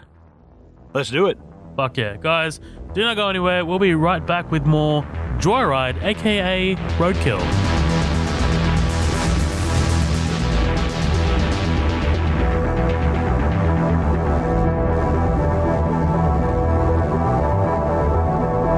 Well, look who made it this far into the episode. Just while we're taking a quick break here, we've got a few things that we just wanted to put out there for any newcomers, or if you're not part of our growing community, maybe this could benefit you too. Firstly, we just want to let the newbies know about our episodes and the way Midnight Double Feature currently is structured. As you know, right now you're listening to one of our feature presentations. When we started the podcast, we basically built the show around our feature presentations. These are movies that we choose to cover and basically go through everything in the movie that's worth talking about sequentially. These episodes are generally longer, and we're definitely looking at ways to spice up our feature presentations by hopefully getting guests on. We also have our upcoming attractions episode. Typically, these come out during the week and are much more shorter than our feature presentations. These are hosted by Matt Vella and basically consist of a conversation between Matt and I about any movie news that's worth talking about, quick reviews of movies that are out of the cinema, and other hijinks. Finally, we have our special features. These are usually one-off special episodes that are mostly experimental and don't really have any specific definition. They could be a sit-down with a cast or crew member, a conversation between the hosts, or just a straight-up different thing that might not even relate to film. Before I let you get back to the episode, I just wanted to thank our listeners and supporters. We definitely couldn't have done any of this without your guys' constant support. If, for some reason, you're not a part of our growing community, head to our socials.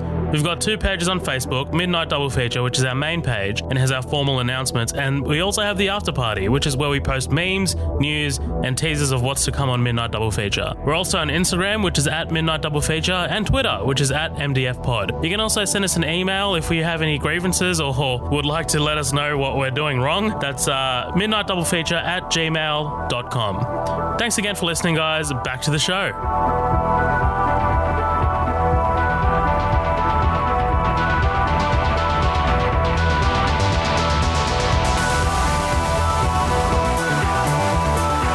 Hey guys, welcome back. We are freshly squeezed, as we like to say here at Midnight Double Feature, after we've squeezed ourselves, so to speak. And we're diving right back into Joyride, right? So we're picking up off... we're fucking hell. Fuck that up, didn't I? We're picking... we're picking right up where we left off, which is basically the guys are going to go pick up Venner, right? There's not that much here. There's this kind of like sort of midsection of the film where it's like kind of like slowing down. It's like, you know, trying to give these guys a little bit of I don't like this whole like love triangle that develops. I'm good. Like I don't really need this.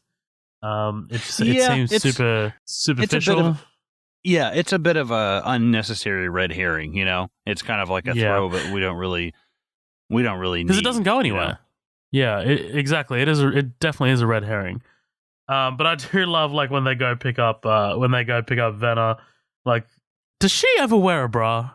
She doesn't wear a bra, does she? Like, it's just all completely hanging out. Hey, there's no judgment. There's no judgment. Let's say she's a fucking single, independent female. She don't need your shit. That's true. She doesn't need anyone to mansplain shit to her. It's fine. It's all good. These are the infamous Thomas boys. Lewis, right? Yeah, hi.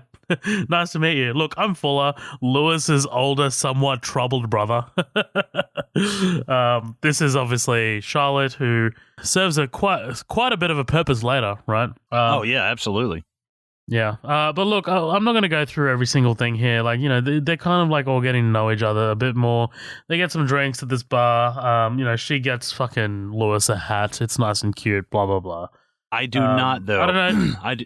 I do not want to go past the part where Steve Zahn is passed out in the back and they get real close and he goes, you know, this is the part where you kiss the girl, historically speaking. I'm like, dude, that is something I would do, like, so fucking hard, man. I embarrass the fuck out of people like that. Like, I recently got a friend a job where I work, and there's this girl. I knew they're going to hit it off. They're both dating people, so it's like kind of whatever, but I can tell they like each other. And I was so just like, oh, hey, you know, this is this guy. Hey, this is this chick, blah, blah, blah. Yeah, and I think you guys would probably get to some fucking, because, I mean, it's pretty obvious you both like each other. And they're both like, Dude, that's awesome. You know, I'll tell you what kind of guy I am. Literally the next line. Hey, the room's this way. Yeah, but the bar's this way. Yeah, that's a good line, man. I dig it. They all do shots to Nebraska, and he's like, states? All right, I guess, fine. And then you get this kind of like piece of shit guy, like, you know, I love the way Fuller just comes in and like saves this moment. He's like, what's it? Is this your bitch? Because if it is, you better shut your bitch up. And he just comes in, bitch, shut up. Dude, that's what I'm talking about. Like this is the stuff that that Paul Walker's character doesn't have. He would not, you know, he's the one to be like, no, what the fuck did you say? And it's like, you're outnumbered 3-1, you fucking soft-handed college boy, and you're gonna get your ass kicked. And you know, like, I love the fact that Steve Zahn can just come in there with the comedy and the kind of bewilderment, you know, and he can just blow all their minds and watch all them be like, what? he stumps them, and I think that's great. That's something that what the fuck is Paul Walker's character's name? Lewis. That's something that Lewis could not think of, like, on the spot. You know, they complement each other well in that way. It's like the hot-headed person versus the cool-natured brother. You know? No, absolutely, because like, look. No one is expecting Fuller just to come in like just this insane, bitch, shut up, are you mouthing off again? You can't turn your back for 1 minute. Like, you know, just grabs her by the arm and just walks off. No one expects that. And it just like, it totally works in their favor, dude. I just love, Lewis is just like, gentlemen, he just walks off. I like it, man. I do. But then like, again, like I'm not a fan of this whole like love triangle stuff, like, you know, Fuller's like going up to Venna's room, like we never did get to finish those drinks. Like, I'm not really a fan of that. I'm really glad that it gets broken up pretty fucking quick though.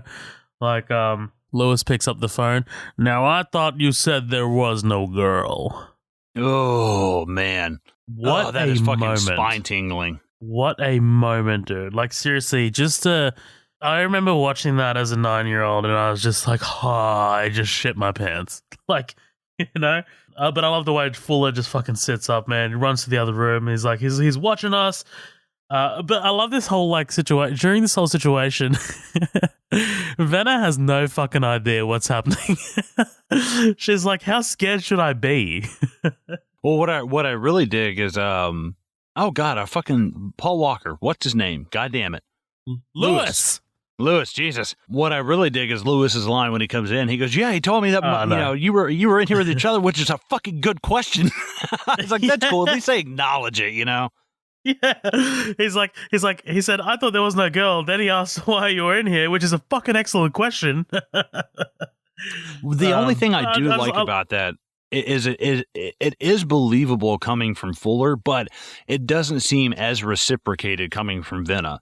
She's kind of like, yeah, sure, come in, we can hang out and have a drink, but like, this isn't going. I could see her being like, no, absolutely not. This is shut down like immediately, and I know that this was like kind of an avenue they thought about going down, but they just ultimately didn't. But the only reason why I'm semi okay with this is it is believable as a character choice for Fuller. Now, yeah, that's absolutely true, because like Venna, when she opens the door, like she literally looks disappointed that it's not Lewis. Like, right. She puts her head down and she's like, oh man, we've got an early start tomorrow.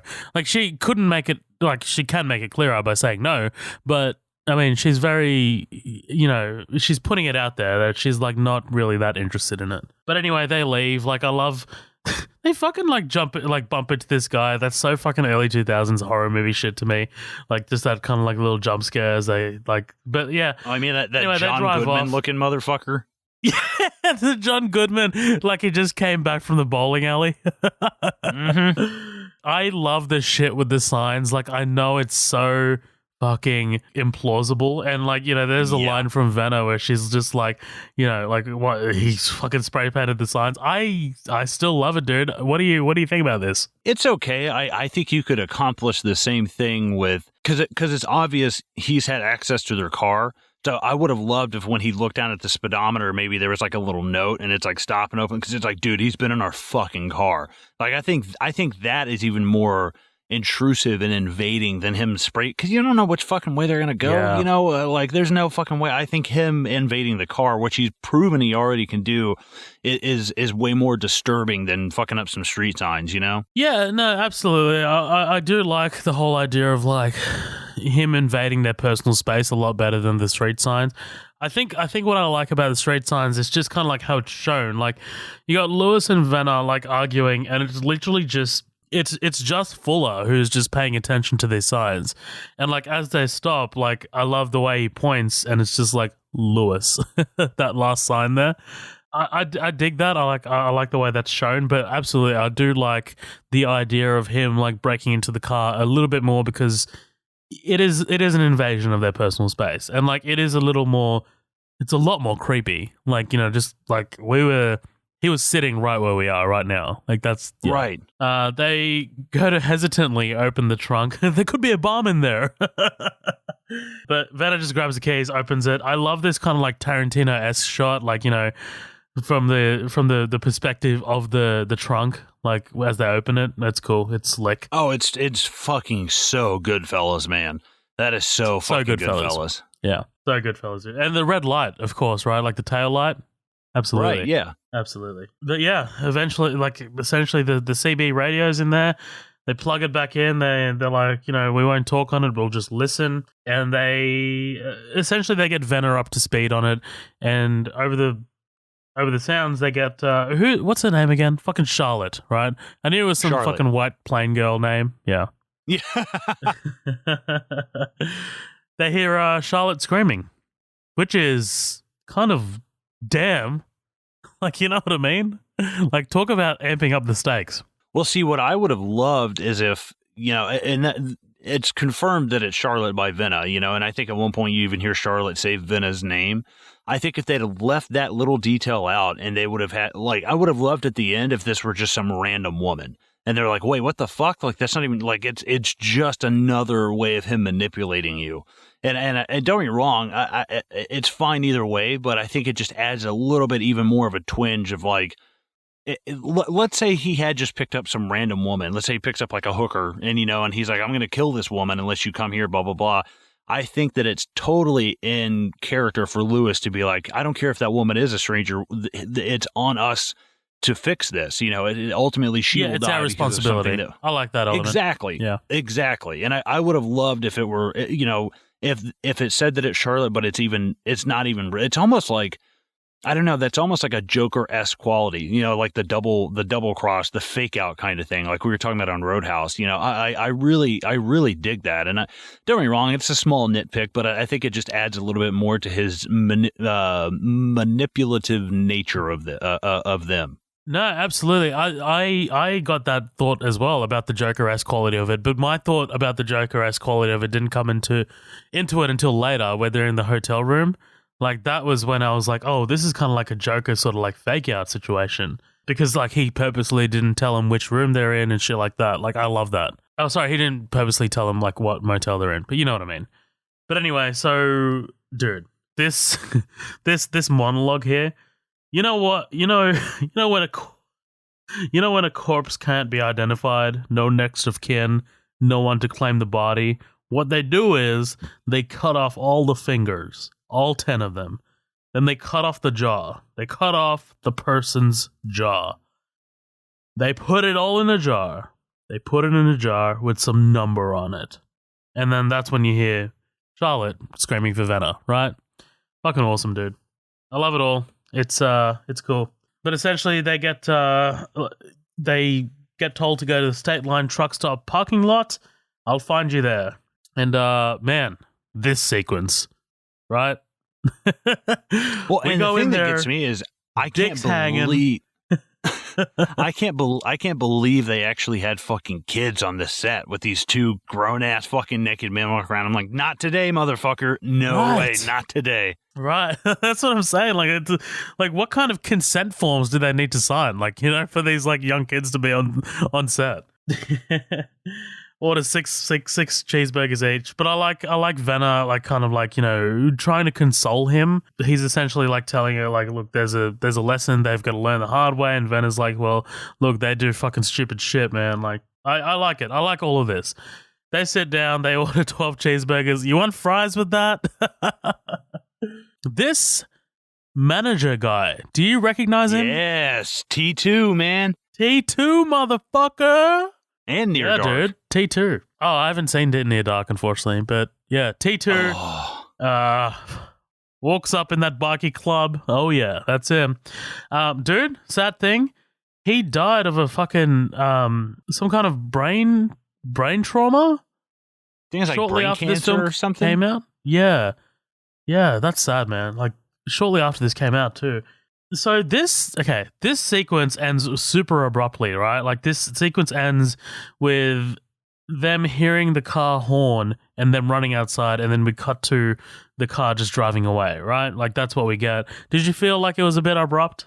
Kinda, and then I ended up watching the scene. I mean, it's not a deleted scene, I guess. It's just trimmed down. Right, exactly. Well, that leads into the alternate ending. Right, so I'm going to read this for you. It is a little lengthy, so stick with me, but it's super interesting, right? So the DVD includes 4 alternate endings. 3 of the alternate endings are just alternate versions of the endings already used. I won't get into the endings. I'll get into this actual 29-minute alternate ending, right? So it's a completely different third act. It begins with the brothers naked at the rest stop. As Ven is talking to Rusty Nail, she mentions something about 70% of psychotic killers end up killing themselves. She sees Rusty Nail pull up behind her and she honks on the phone. And this is when, obviously, the brothers run out. Fuller gets dressed and gets into the car. Lewis runs naked across the parking lot to cut off Rusty Nail. Fuller and Venner in the car chase after Rusty Nail. As they run alongside the semi-truck up an off-ramp, they're forced off the road by an oncoming car. Fuller swerves to miss the car, and Lewis's car flips down a hill. As Fuller gets out of the car, the man in the other car punches him and begins fighting Lewis as he comes running up. Venner hears Charlotte screaming on the CB as the police show up. The next shot is in the police station with the brothers behind bars. Venner talking to the police chief tells him that she is not leaving until they find Charlotte. That's when she also finds out about Ellinghaus, the big guy. He died from his wounds. Rusty Nail calls the brothers on the station phone. The police trace the call as Rusty Nail says that Venner made a lot of sense when she was talking about psychotic killers killing themselves. We hear a gun blast over the phone as the police trace the call. When they get to the phone, they find a dead body in a payphone with a shotgun blast to the face. They also find Charlotte in the back of a trailer bed. Venner goes with Charlotte in an ambulance, and an officer takes the brothers. On the way back to the station, they realize that the dead body in the phone booth was the ice truck driver. Lewis steals the officer's gun and steals the car. Again, crazy fucking third act, right? Steals the car. Fuller has the option of staying with the officers and saving himself a felony charge, but chooses to go with Lewis. They find the ambulance flipped upside down. Charlotte is there, Venner is gone, and the driver is rambling about Rusty Nail taking Venner. The words "drink up" are spray painted on the side of the ambulance, and the pink champagne bottle is inside. The brothers continue down the road in the stolen police car. They come upon Rusty Nail and pull him over next to a cornfield with the police siren. Fuller dresses up as a cop to distract Rusty Nail as Lewis gets in the back to find Venner. Rusty Nail eventually realizes this is what's going on and backs the truck into the police car, forcing it into a ditch. Rusty Nail drives off with Lewis and Venner still in the back, but they eventually jump out. Fuller runs up to meet them as Rusty Nail gets out of the truck. He unlatches the trailer bed and comes after them with the semi. They run into the cornfield in a pretty much the same scene that's in the original. The only difference is they all stay together and they eventually come upon a tractor with a tank of ammonium nitrate. Lewis gets the idea of blowing up Rusty Nail and tells Fuller and Venner to run.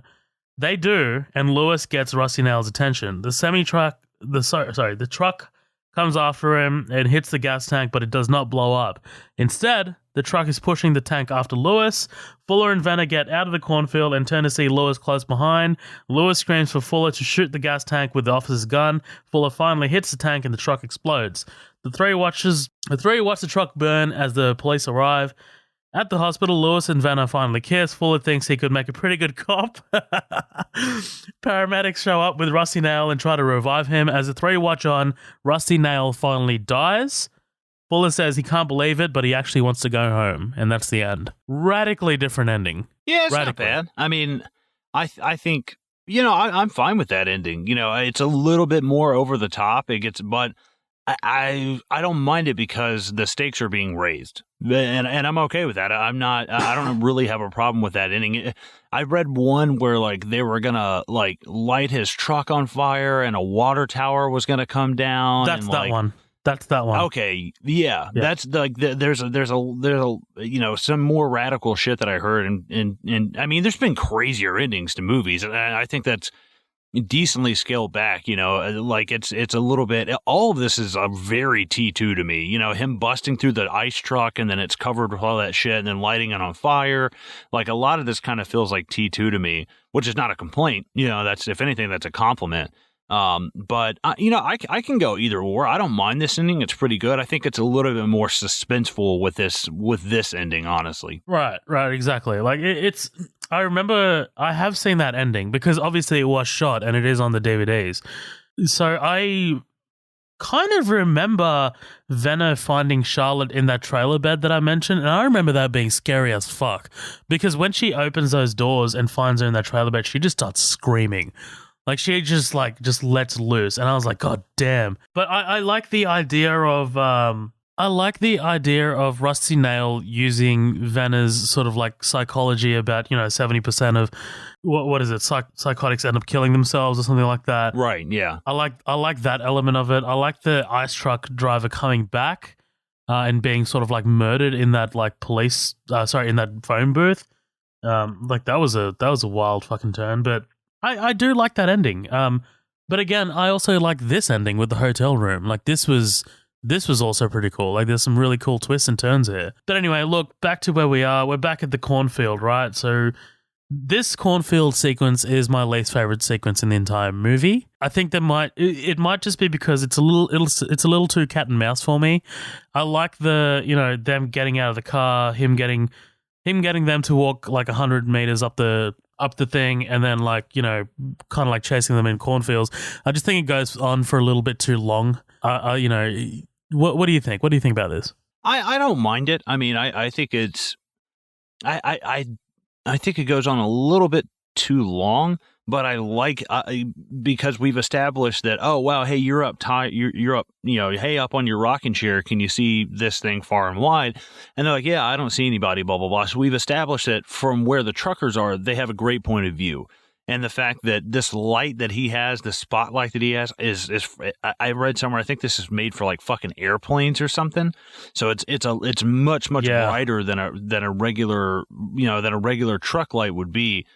So I do like the fact, and I mean it's great when he fucking turns the light on and just starts blasting that fucking creepy ass song. I do like that, but it's a little lengthy. I think they can cut back on it a little bit. Right. It does feel like it's there to kind of like pad out the runtime just a bit. But I mean, what can you do, right? So, you know what I really like, man? I love the visual of like the smoke coming out of the exhaust from the truck, dude. Like that shit looks fucking awesome. Like, sure, you're destroying the fucking environment, but hey, looks cool, right? Yeah, right. Rusty Nail ends up taking Venna. Man, let's get over to our next sort of like big sequence, right? Let's talk about the hotel room sequence. This is cool because I like Rusty Nail kind of like setting the situation and like him giving them limited information to work with. Like I like the whole, I'll tell you the room number and I'll tell you like, what time you got to get here by. But I won't tell you the motel. So basically they're all just like running to each and every hotel room, like checking on like room 17. Everyone's like, every time like they knock on these guys, they're just like, well, what the fuck are you guys here for? Like what? Like one of the doors they open is like fucking couple of cops just having a good time and shit. Right, yeah, I dig it because everything is a everything is a setup from something earlier. It's, oh, I'm in this room, but I'm actually in this room, and you're going to meet me at this time. and blah blah blah. And like I dig the fact that his revenge is exactly what they've done to him, but just 10 times on a more fucked up scale, you know? And I do dig that, because this, I mean, you gotta hand it to the guy. It's some meticulous fucking planning, and it might seem like, oh man, this is a complicated thing at the end, but really it's so simple. I picked a hotel and I did exactly what you did to me, but I mean, like at this point, like somebody you care about's life is on the line, and I do dig that. I think that's interesting. No, it absolutely is, and like I think it's just some of it is fucking, again, how do you write a clever story like this in an hour and a half? And like, you know, when we say clever, I don't mean clever as in like a Christopher Nolan fucking storyline. I'm talking clever in terms of like just practically clever. Like, you know what I mean? Like just something that's like actually doable and actually something that might happen, that could happen. It's tangible is what I'm saying. But I like I like him leaving the fucking champagne bottle on the car seat before it blows up, and he grabs it. It's cool. I like the teasing. I like the teasing element of it, and of course, rigging the shotgun up to obviously go off when the door opens. Fucking devious, dude. Well, see, and I don't mind that, but like, and I don't want to skip too far ahead, but. Once they find the right we're basically hotel, here. We're talking about it in like, let's just cover it as like a sort of like chunk, like a macro level. Right. Well, because what, they get there, they go to 17, you know, and it's the whole thing, and they're on the other side of the room, and they've got the shotgun primed and ready up against the door handle waiting. Yeah. Steve Zahn runs around back, and he, you know, that's where Rusty Nail sees him and drags him through. One thing that's hilarious is that is not Ted Levine's voice when he's like, watch this is going to be hilarious. I'm like, that's not Ted Levine. There's no way. That does not sound like Ted Levine at all. But I'm not a fan of like, let's cut here and cut here and cut here and zoom in and zoom in and zoom in and boom. And it's like, dude, just calm. Like, I get it. I get it. We're at the climax right here. But like, I'm about to have a fucking seizure from your editing. Like it's so many quick cuts, and it's so many zooms in, and it's like, man, I don't need that. I know where this is heading. I know that door is not going to open up and blow her fucking head off. This is not that kind of movie. And but I'm not going to lie, to be honest, I do think at some point, A, Charlotte needs to die, and B, it would not surprise me at all. I'm not saying I want this, but it would make sense to me if Fuller dies. He's probably one of the best characters. He's probably the best character in the movie next to Rusty Nail, but I think he needs a somewhat like redemptive, like, listen, you know, you kind of get the feeling that Lewis has been taking care of Fuller forever. You know, it's like, oh, well, you fucked up again. Let me come and bail you out, even though that I'm the younger brother. And I would love if this were Fuller's kind of redemptive thing of like, I started this game and I got us into it, and it's time for me to take responsibility for it.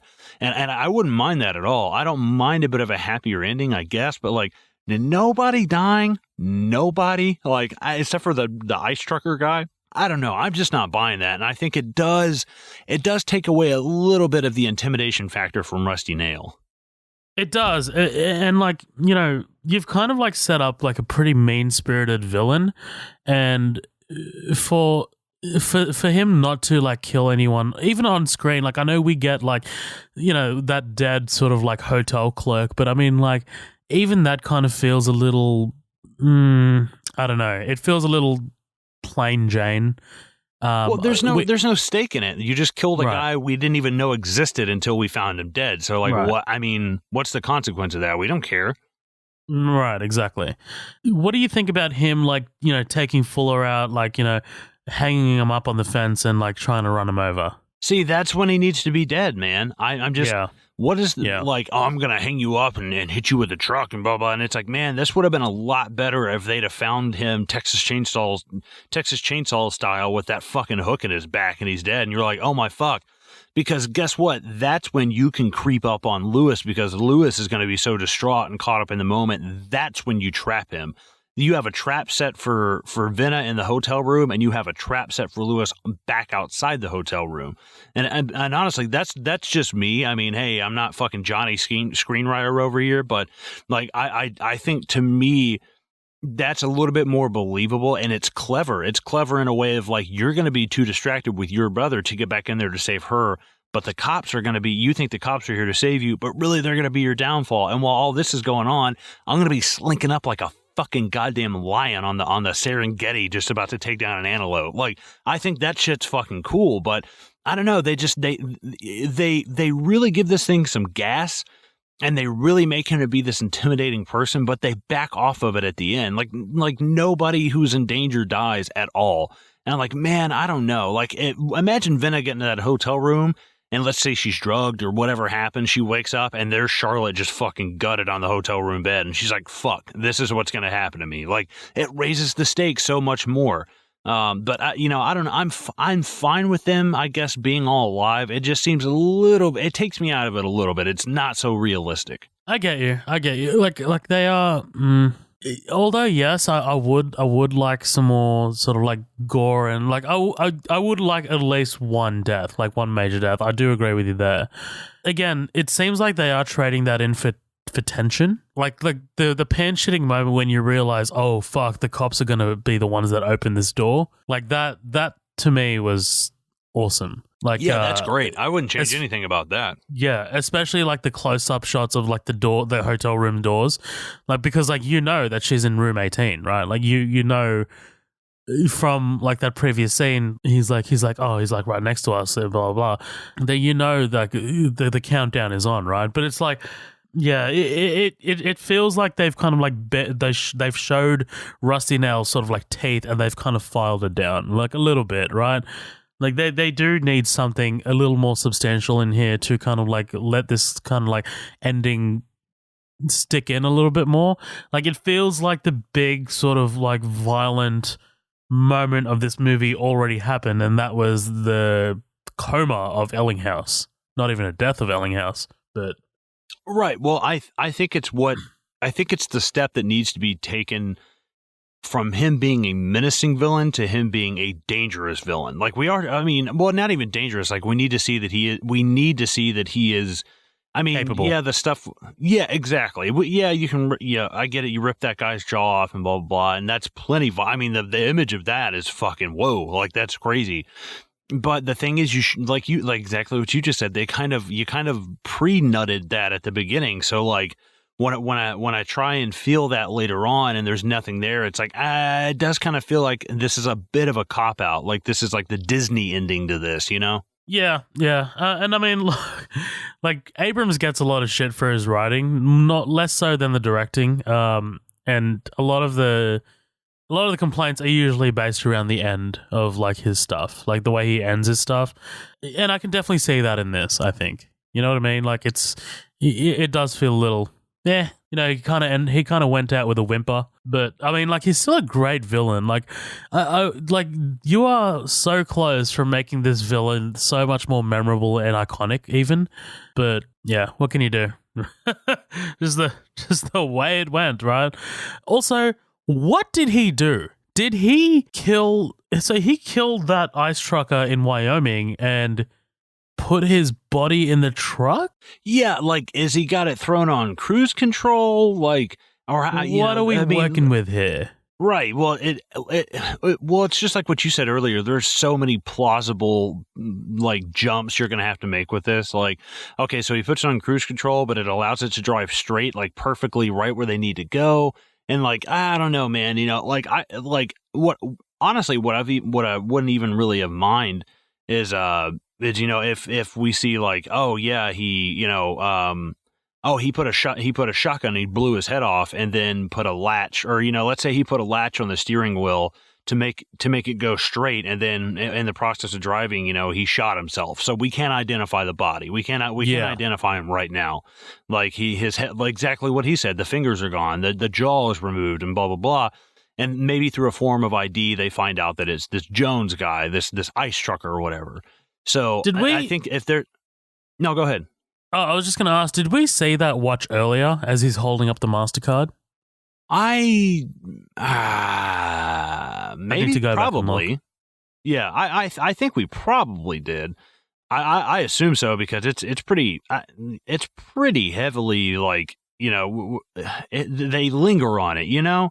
Like, It's not like one of those things where it's just a quick, like, one and done. They linger on that motherfucker. Yeah, and like, but see, it doesn't fully make sense because Fuller got manhandled by Rusty Nail. Like, wouldn't he know that the guy in the cab is the ice trucker guy? And Fuller's, I don't know. Yeah, well, I think and the Fuller's only seen thing the is ice trucker guy. right. Well, I think the only thing is when Venner Fuller would have identified Rusty Nail as well. Like Venner Right, being tied yeah. up like in the chair, she would have got a good look at Rusty Nail, Right. and been like, "Well, that's not Rusty Nail in the cab of this fucking truck." Well, see, and let's bust out our fucking Studio One screenwriting practices. Like, I think what would have been a great ending is, okay, so let's say we've got Rusty Nail. He puts this Jones ice trucker in it. He blows his head off with a shotgun. He latches this thing so it drives head on. They open it up and they're like, oh fuck, we can't identify the body. It's probably him. Whoa, blah blah blah. And so nobody's able to identify him right there, because when Fuller looks through, we do get a couple of glimpses at Rusty Nail, but they're very quick, and the only one we really get a good look at, we are seeing him dead on, but Fuller is being held in a headlock and he can't get a good look at him. Yeah. So I think, like, okay, Fuller hasn't been able to see him. Like, nobody's really, and definitely once you open up the cab, you've got a guy with no head, so you're definitely not going to identify that. I don't know. To me, that's just personally how I would have ended it. But hey, what do I know? I'm fucking sitting in a closet recording a podcast, so fuck me, right? Yeah, I mean, look, there are some like logical leaps, but you know what, man? Altogether, I think I like these kinds of endings in horror films, like the kind of like false endings, like, we got the bad guy, but it's not really the bad guy. They work in some films. Like I thought it worked in this for sure, especially when I was a kid. I was like, oh, he's still out there. And then like it also worked for Phone Booth. Like, you've seen Phone Booth, right? No, I haven't. Oh, okay. I won't. Oh, well, I've already fucking given away the ending, but Yeah, I must say. I guess you spoiled that 20-year-old movie for me. yeah.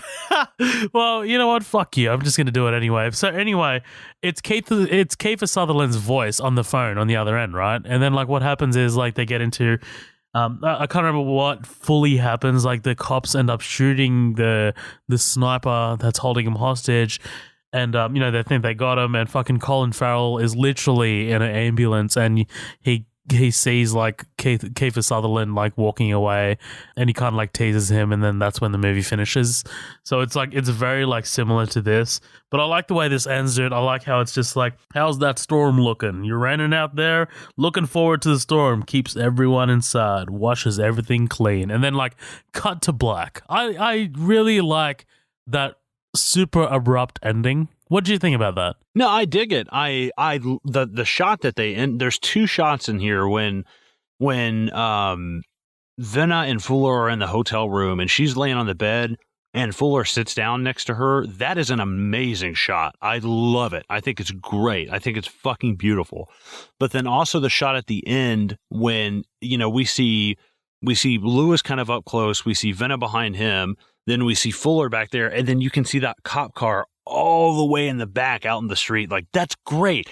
And it gives you that tunnel effect feeling, and it makes you feel this sense of dread, like this sense of, man, this shit is so fucking far from over. It seems like there's such a long distance, like going out into the street. And I like that. I like the fact that we see our three protagonist in a safe vehicle surrounded by cops, but really back behind them though is this dark black abyss that is the highway. And I dig that. It's kind of like, yeah, you're safe in there, but you ever come out you ever come into my backyard, or you want to come and play in my sandbox again, you're fucking dead. And it's like that's cool. What scares me about it, is looking through the back of that ambulance and seeing nothing but like the blackness of the road and shit. I'm like, fuck, that is terrifying. It's cool, man. I dig it. I dig it, and I dig this movie. Man. Yeah, me too. That's fucking Joyride, right? Damn. We kind of we threw up our little sort of like teaser for this episode pretty late, so we didn't get that many comments. But I'm surprised with how many comments we got with this. Actually, no, yeah, we got 3 or 4. We got 3 or 4. I think they're all on Facebook though. Yeah, do you want to? Do you have it up? Do you want to? Yeah. I got one from Jose Rivera. Such a fucking nice guy. I love the fact that Jose found us after we did the Mouth of Madness episode with Chris Schrader from Hey Do You Remember, which they've got motherfucking Reservoir Dogs coming out soon, and I'm pumped. One of my favorite podcasts covering one of my favorite movies. I'm really stoked for that. Please check them out. But Jose Rivera, he said, I used to work at a Blockbuster when this movie came out on video. We had to wear t-shirts that promoted the release.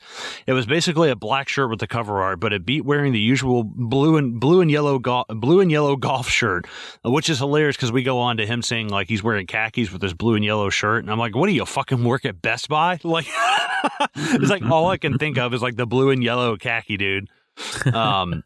I told him my dream job was working at... Oh, man. I mean, fuck it. Just order it on Amazon, man. Best Buy's so overpriced. It really is. I told him my dream job was working at Blockbuster, and he said, I'd say hold on to that dream because it's much better than a reality. I get Vietnam flashbacks whenever I see that old sign. Badass, dude. Love me some Jose. Thanks for commenting, dude. I've got Danielle Cutter. Danielle says, I always really like this movie. Less tropey than the other slasher picks that came out around that time. It wasn't an original idea per se, but they did a great job making it compelling. Good tension building and a good cast helped round things out. Haven't seen this film in at least 10 years, but maybe time for a rewatch. I would definitely say rewatch this, Danielle. I think... Yeah. Honestly, it's probably better than you remember. Like it's. I know, Colin, I know you watched it for the first time, but like every time I do watch this film, like I'm just like kind of like blown away by how, as Danielle said, compelling it is. Like it's just so. There's an element of it where you just want to keep watching. Like you want to see how Rusty Nail fucks with these like kids. Well, essentially kids.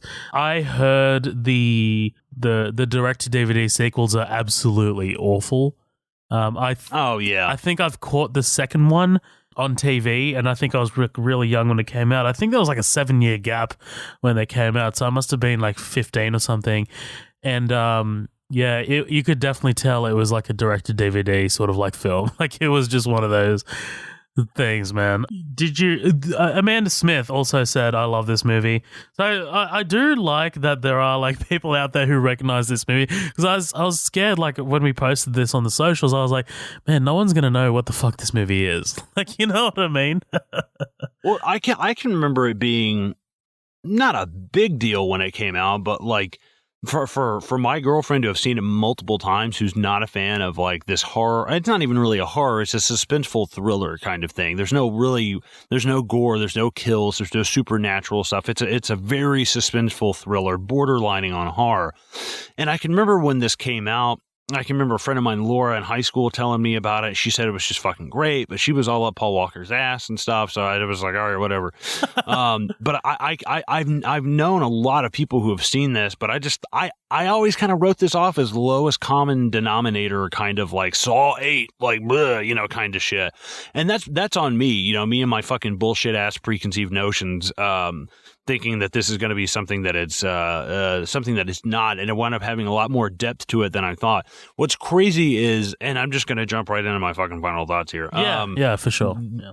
The amount of depth that this has with the amount of simplicity behind it, that's incredible. And I don't know how much credit goes to the other screenwriter or J.J. Abrams, but ultimately, it's not just the screenwriting that builds this movie up from where I thought it was going to be. It's the cinematography. It's Ted Levine. It's Steve Zahn. It's a lot of things. It's a movie that I don't really think that it's kind of like Duel. It's kind of like Hitcher. A lot of these movies are saved with a fucking cell phone. And I think it's a movie that, like I said earlier, you might be able to remake this, but you'd have to jump through some logical bullshit loopholes and cut them out from stuff like that. They get the cell phone, but the battery's dead, or, they don't have any service, or, the car won't start, or whatever happens. But I think this is the type of movie that is perfect right where it's locked in at, because 2 or 3 years after this, everybody's got a fucking cell phone in their hands, and the movie is over. They've got GPS. There's no reason, like it's like Home Alone with cell phones. Kevin gets a phone. Oh, hey, you forgot me. Boom, movie over. It's a great meme. I've seen that a couple times. But all in all, I think the simplicity of this is what the performances, the cinematography, and the script writing is the left punch, and then the simplicity of it is the right hook that just fucking knocks it out. And I did not think I would enjoy this movie as much as I did, but I'm going to say it's probably like a solid 8.5 out of 10. I will definitely be buying this. Oh, hell yeah, man. Like that to me is so fucking gratifying to me. Like, I was like, because you told me you hadn't seen this when I picked it, and I was just like, oh no, he's probably going to hate it. But this was, again, not totally a movie that I would have thought I picked, man. Like, I didn't think this kind of like came up out of left field for me. I was just like, man, like what? We don't have that much time to prepare, so let me just like see what I've got. And like it kind of popped up, and I was like, Roadkill, yeah, that I remember that, man. Like I do dig that movie, not kind of well, and hopefully it fucking holds up well. But yeah, I do definitely dig this movie, man. I think Rusty Nail is super fucking memorable as a villain. I think the decision to keep him in the shadows and like to keep the focus off him in terms of visuals is fucking a masterstroke. Like that absolutely works in its favor. I love the interplay between the three leads, especially Steve Zahn and Paul Walker over there.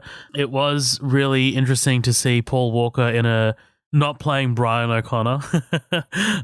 So that was really interesting to me. But like, man, this movie is just so, it's such a, like you said, it's such a fantastic piece of tension storytelling, but at the same time being insanely simple.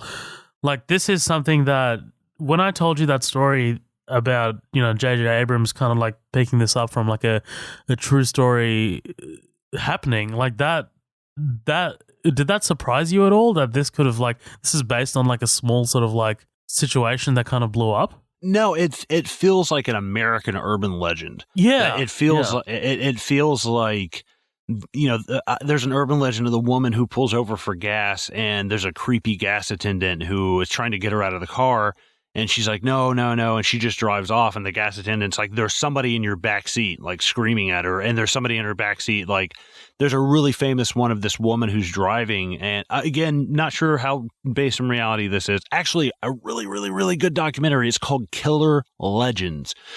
These people actually track down these old urban legends and find where they rooted in reality at some point through history. Fucking great. They have two of them. They have one called Killer Legends and one called Cropsey, about like the New Jersey boogeyman. Fucking really, really, really, really good. I've seen a bit of Cropsey. It's good, man. I really love it. I always watch them around Halloween time, but this woman's driving and this car is like riding her ass. It keeps flashing brights at her, and she's like, what the fuck? And she finally pulls over and gets out of the car to confront him, and the car behind her is like, yeah, there's somebody in your back seat. They were raising up with a knife to stab you, and I flashed my bright so you'd see the shadow, and every time I did, they would duck down.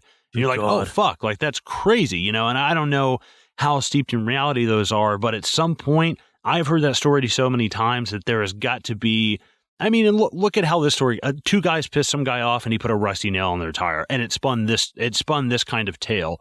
So everything's got that kind of minimalist beginning that spins into a broader tale that's fucking great. And I love hearing about that kind of stuff. I love folklore. Tennessee is very rich with supernatural kind of folklore and hauntings and stuff like that. So I always really, really enjoy hearing that. And I think that it doesn't surprise me that it necessarily came from something true, but I knew it wasn't going to be something to this scale. Right, exactly. Like I had an inkling that it might have been sparked by something real, but again, didn't go to this fucking length, right? But yeah, man, really dig this movie. Really glad to have covered it. Thanks so much for talking about it. Thanks so much for watching it in the first place. Like, I was just like, oh man, I don't know if he's going to like this. Let's see how it go. Like, I was actually kind of nervous. Like, out of all the films that we've covered, this might have been the most one that I've been nervous about, because like, it's such a movie that I wouldn't pick usually. Like, it's such a movie that this is your kind of pick. Yeah.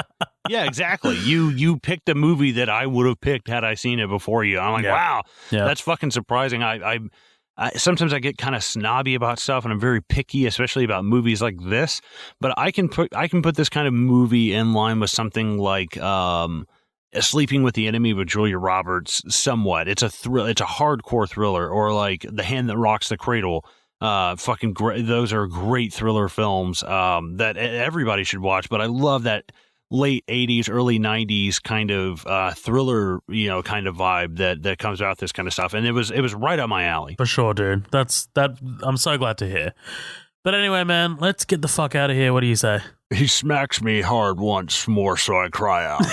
Then sticks 2 fingers inside me. He withdraws them immediately, spreading the moisture up over and around my anus. You still got the 50 Shades of Grey up still? What are you going to do? I asked, breathless. Oh my, is he going to fuck my ass? Can you? It's not what you think, he murmurs. I told you, one step at a time with this baby. I hear the quiet spurt of some liquid, presumably from a tube. Then his fingers are massaging me there again. Lubricating me. There! I squirm as my fear collides with my excitement of the unknown. He smacks me once more lower, so he hits my sex. I groan.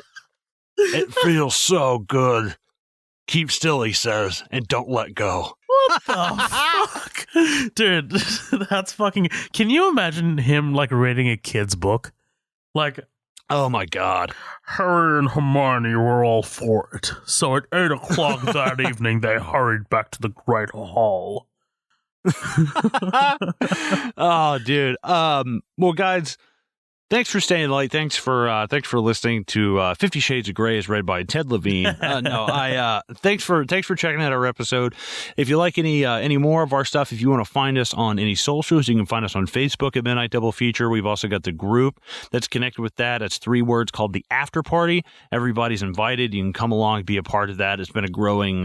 It's been growing. A lot of people commenting on it. That's where we read our comments off from there. If you want your comments read on the air, please drop them. We'd love to hear from you guys. If you have any comments, suggestions, concerns, anything like that, you can also email us, midnightdoublefeature@gmail.com. We're on Instagram at Midnight Double Feature. We're on Twitter at MDF Pod. We're on Spotify. We're on YouTube. We're on iTunes. We're on everywhere you can find us. Please stop by, rate and review us on iTunes. 1 star, 2, 3, 4, 5, whatever you think is fair. We're always down to hear some constructive criticism. We always appreciate you guys listening. Thank you so much, and we will catch you again later. Bye-bye.